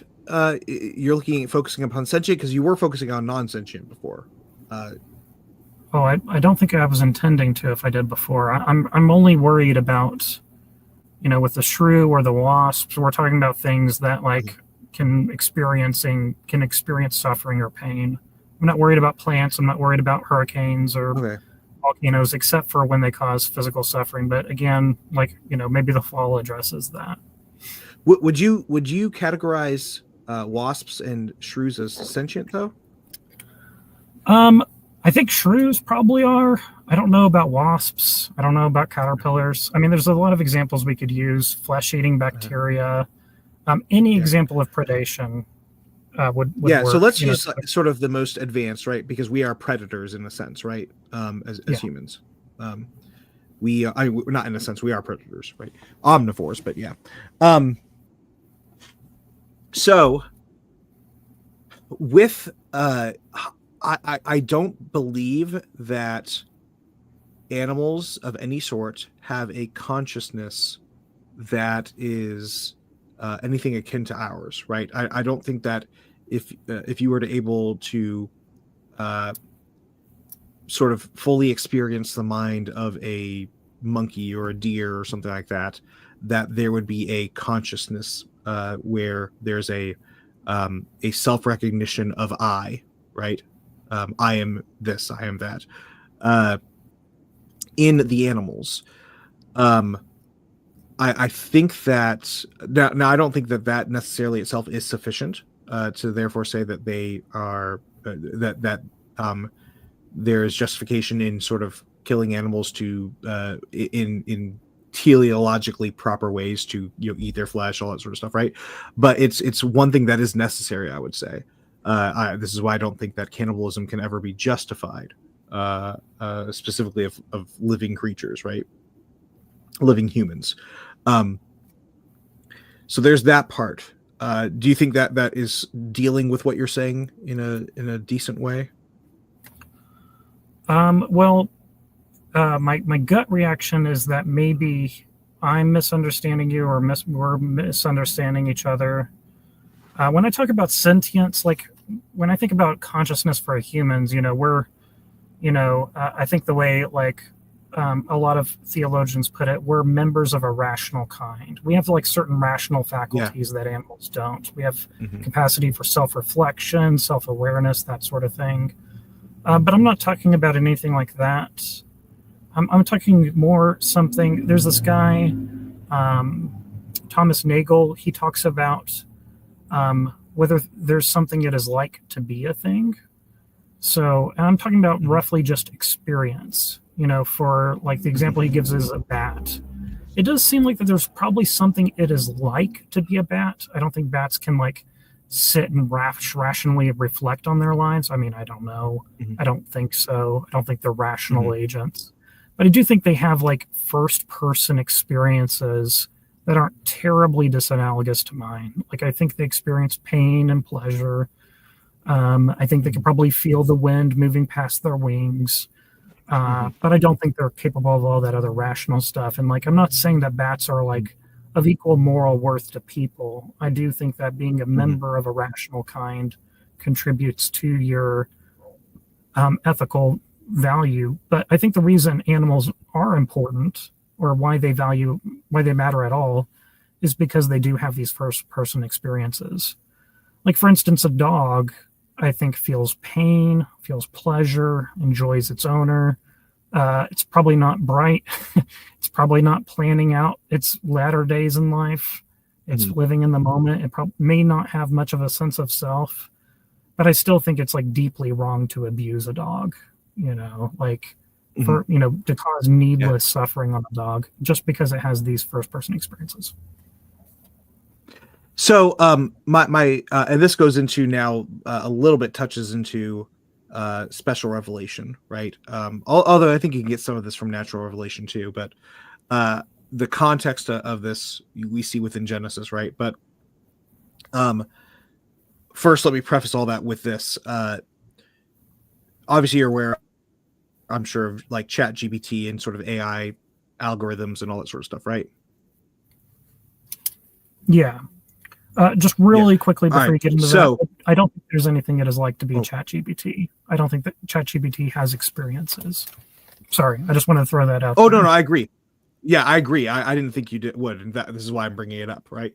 I think it can get to a point where it can mimic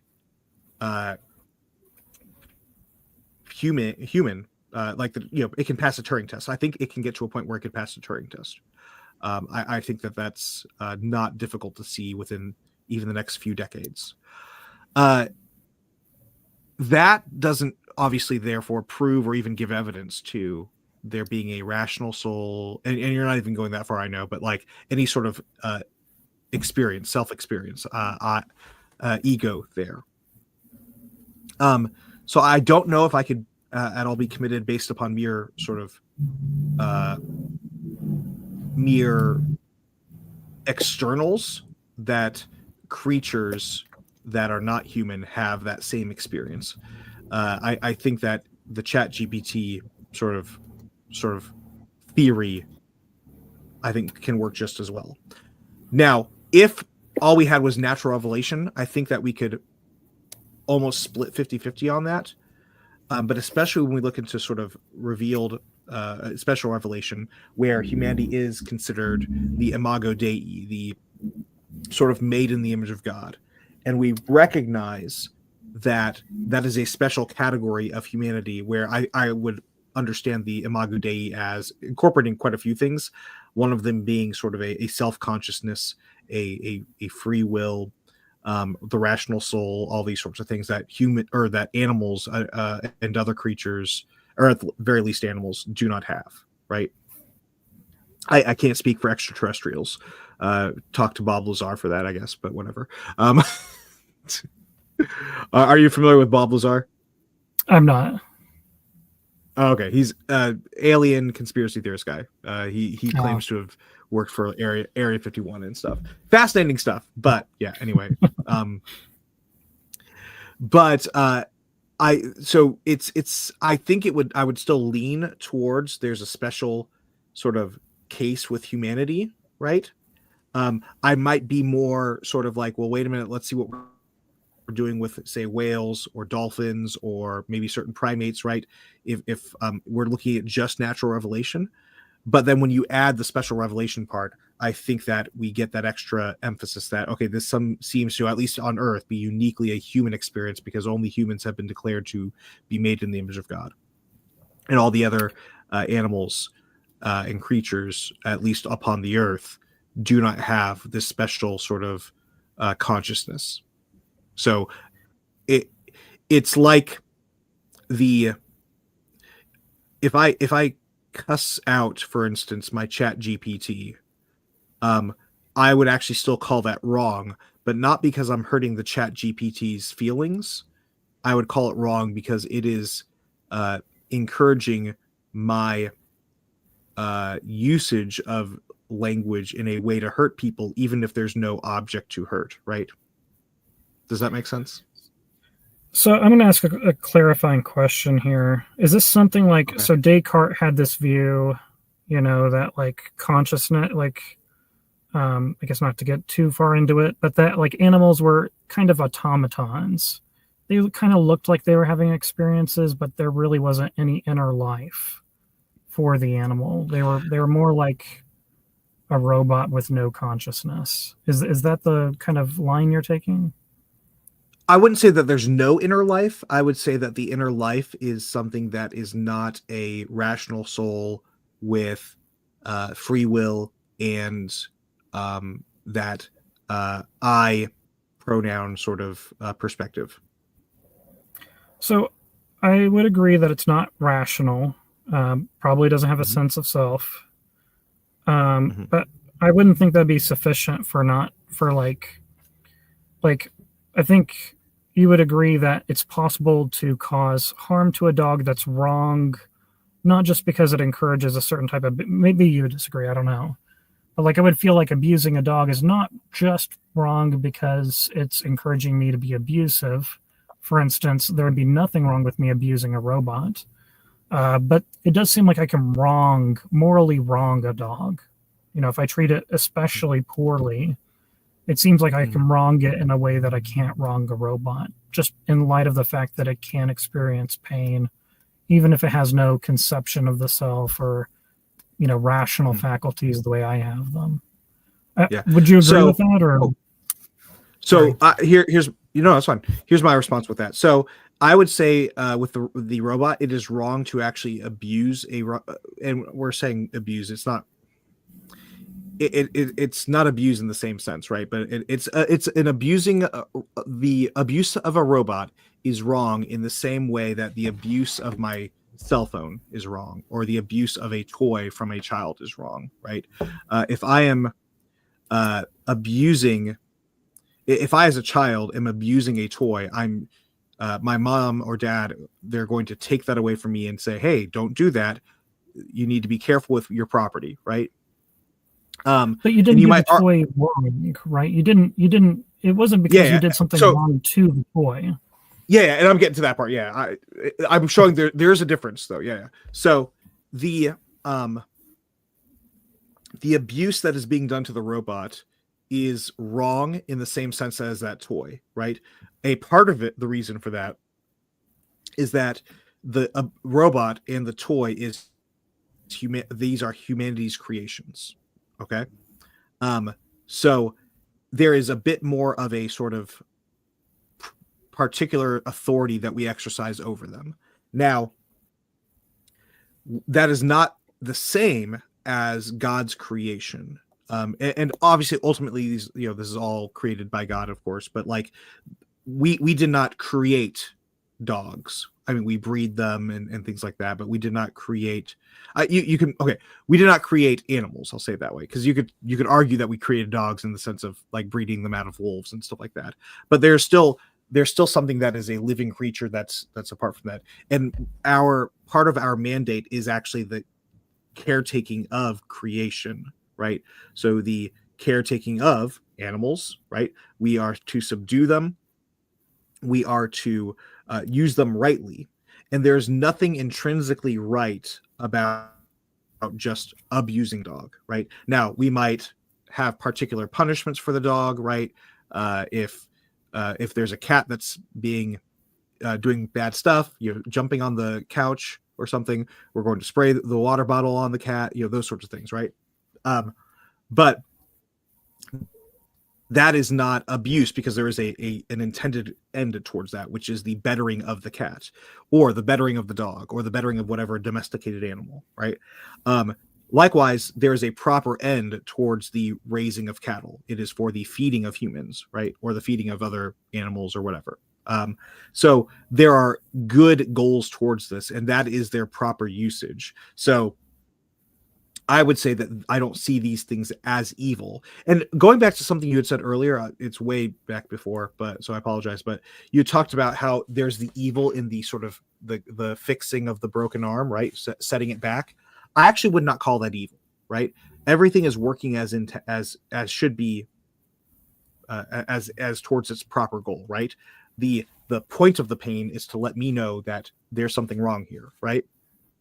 You are setting it so that the body can do its proper growth of the bone, the fixing of the bone, the replacement of the marrow there, or the outer bone and all that sort of stuff there. That there's a process for it to go through. You are helping it. So I would say there's not actually anything evil on your part going on in that. It's pure good, because it's the setting things right. Now, obviously, that doesn't mean that the thing that caused the broken bone is itself good.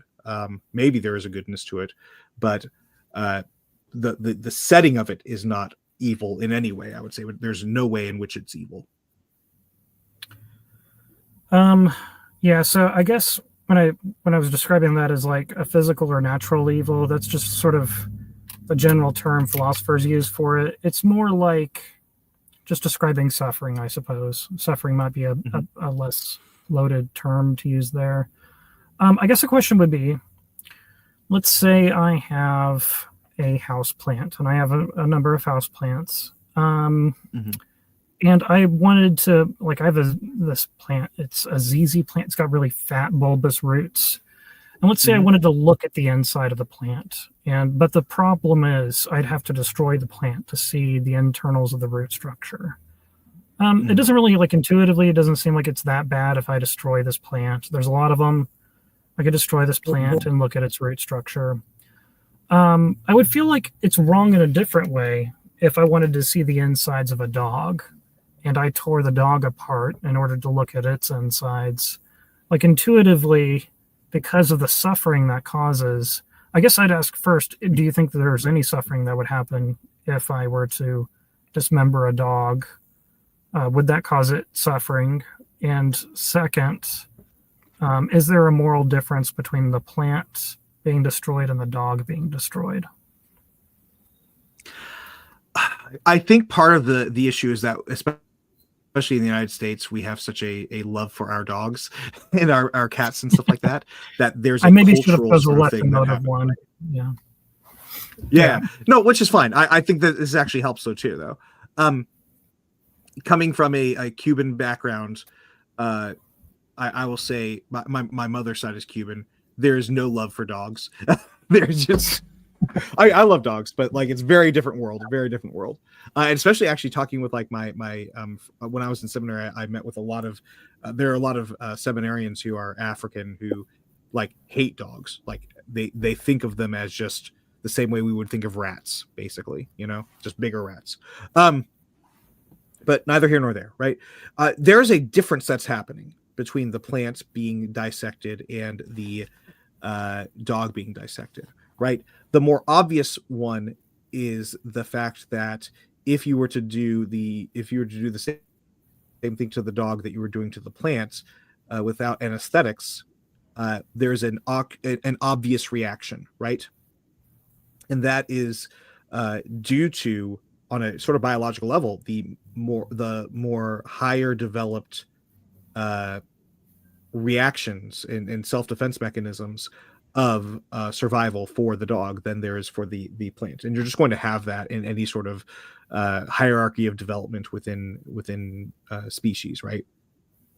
Or not even just within species, obviously, but outside of species, throughout the entire animal kingdom.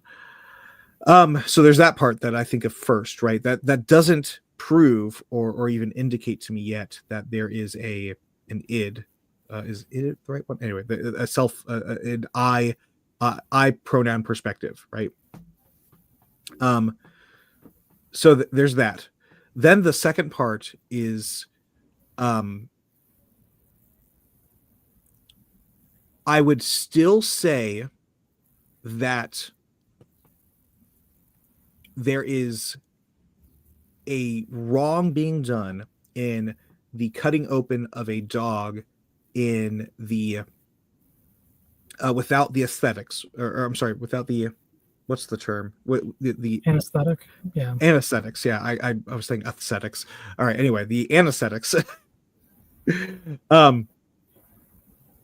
And the reason for, one of the reasons for that, and maybe there are more reasons, but I think one of the big ones is the fact that the way that the dog is reacting, right? Training yourself to be okay with a sort of killing of an animal in that way when there are other ways to kill the animal that don't emit those reactions. I think that is a poor training of the human, right? So and going back to the chat GPT thing, I think this is very, very relevant. I would think, I don't want to get really nasty. There are acts that I'm sure in the next few decades, probably is already happening now, that people will start pushing to be allowed to be done with AI, right? Emulations and all that sort of stuff. I would say that is fundamentally evil. Even if there is no, quote, victim. And the reason is that it is teaching humanity to do acts that are okay, or that the acts that they are doing are okay, right? You understand what I'm saying? Yeah, I do. There's a chance that my audio may go out. I need to turn on this so that my phone can start to charge because it's going low. So there may be a chance that my audio will go out for a second. So just quick pause, but I'm going to get right back to what you said. Okay. I'm going to go over the Wesley Curry stuff while you're doing that. Okay. Excellent. All right. So Jesus appeared to you, the guy in the cosplay preacher costume. That's me. Jesus told you on August 25th, 2005, tell the vision. You say he is not God, and that it did not happen. I don't remember what happened in August 25th, 2005. I was I still in high school? I think maybe no. August. I think I was 18. I don't remember. Yeah, 18. So Jesus said to you, "No time to talk, Allah, and you want war." Question: how does that mean you are a minister? A voice spoke in your head.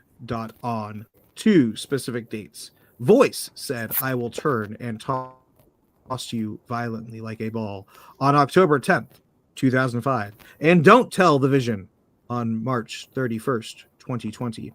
Voice was not God, little g. It was Satan. The way Satan told you, "Don't tell the vision," is how Satan makes his 10 horns. Trump shall be one of them, and bring the mark of the beast The Omnibar. Does that work? You get any drinks you want? The Omnibar shall be law over you all. Law stating you must be branded by hand, held lasers with a barcode. The Omnibar. The Omnibar comes with the City of Babylon money. $32,000. I'm sorry, $32,523. It's a very specific amount of money. Line. The wheel in the middle of the wheel, Ezekiel, is the judgment of Jesus Christ against you for denying he told you to tell the vision. The wheel in the middle of the wheel is a nuclear bomb in a green Volvo in Chicago. The day it explodes, hell begins. Oh, Wesley Curry the second. I don't think I've ever had you on before. I need to have you on. You and your cosplay minister costume, you are frauds. ... a bunch of dots. Playing dumb won't get you out of it. All right. Thank you very much, Wesley Curry the second. Are you there, Daniel? Here.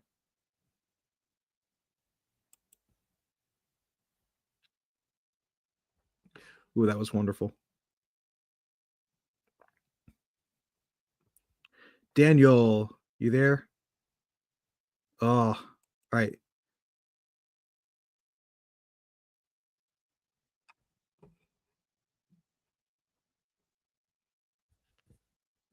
All right. So thank you, Wesley Curry. I think there are so many great lines. I love the Omnibar. I like you just get to have any drinks you want. Trump shall be one of them and bring the mark of the beast. The Omnibar. Are you still there, Wesley? Please come back. All right, coming back to Gian. I need to have Gian on. Thank you, Gian, for helping me out there. I feel like an idiot because I will forget words like univocal and such. This is a great way. Yeah, this is actually very helpful in putting it. God has all of time present to him in a single moment is how many classical theists put it. Yes. I think that's a bit analogous though. Because I don't think I would put it as God has all of time present to him, because that sounds like God is himself within time, just in all of time, and that tends to be a sort of panentheist sort of approach. So I would say that part might be a bit problematic, but yeah, I call my earthy father, earthy father. He's very earthy. And don't forget, playing dumb won't get you out of it. ...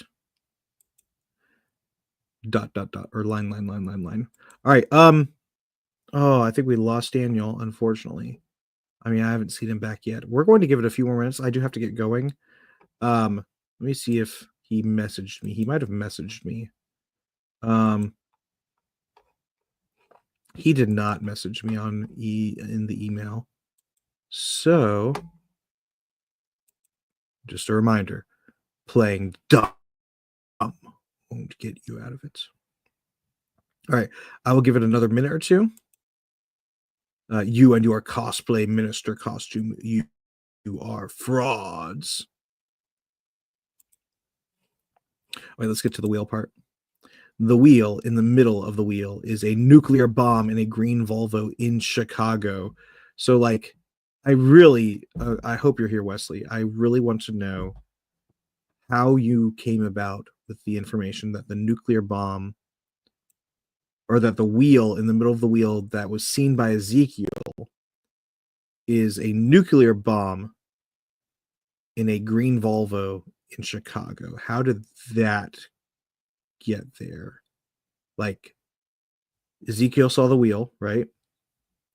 The wheel's within the wheel within the wheel, right? So that inner wheel you're claiming is a nuclear bomb in a green Volvo in Chicago. Chicago is not anywhere near the Middle East. Green Volvos, or any Volvos, did not exist back in,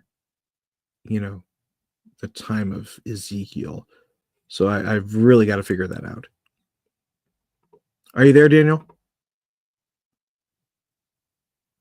Oh no. All right, I'll give you 29 seconds. I don't know what's happening. All right. Well, oh, no.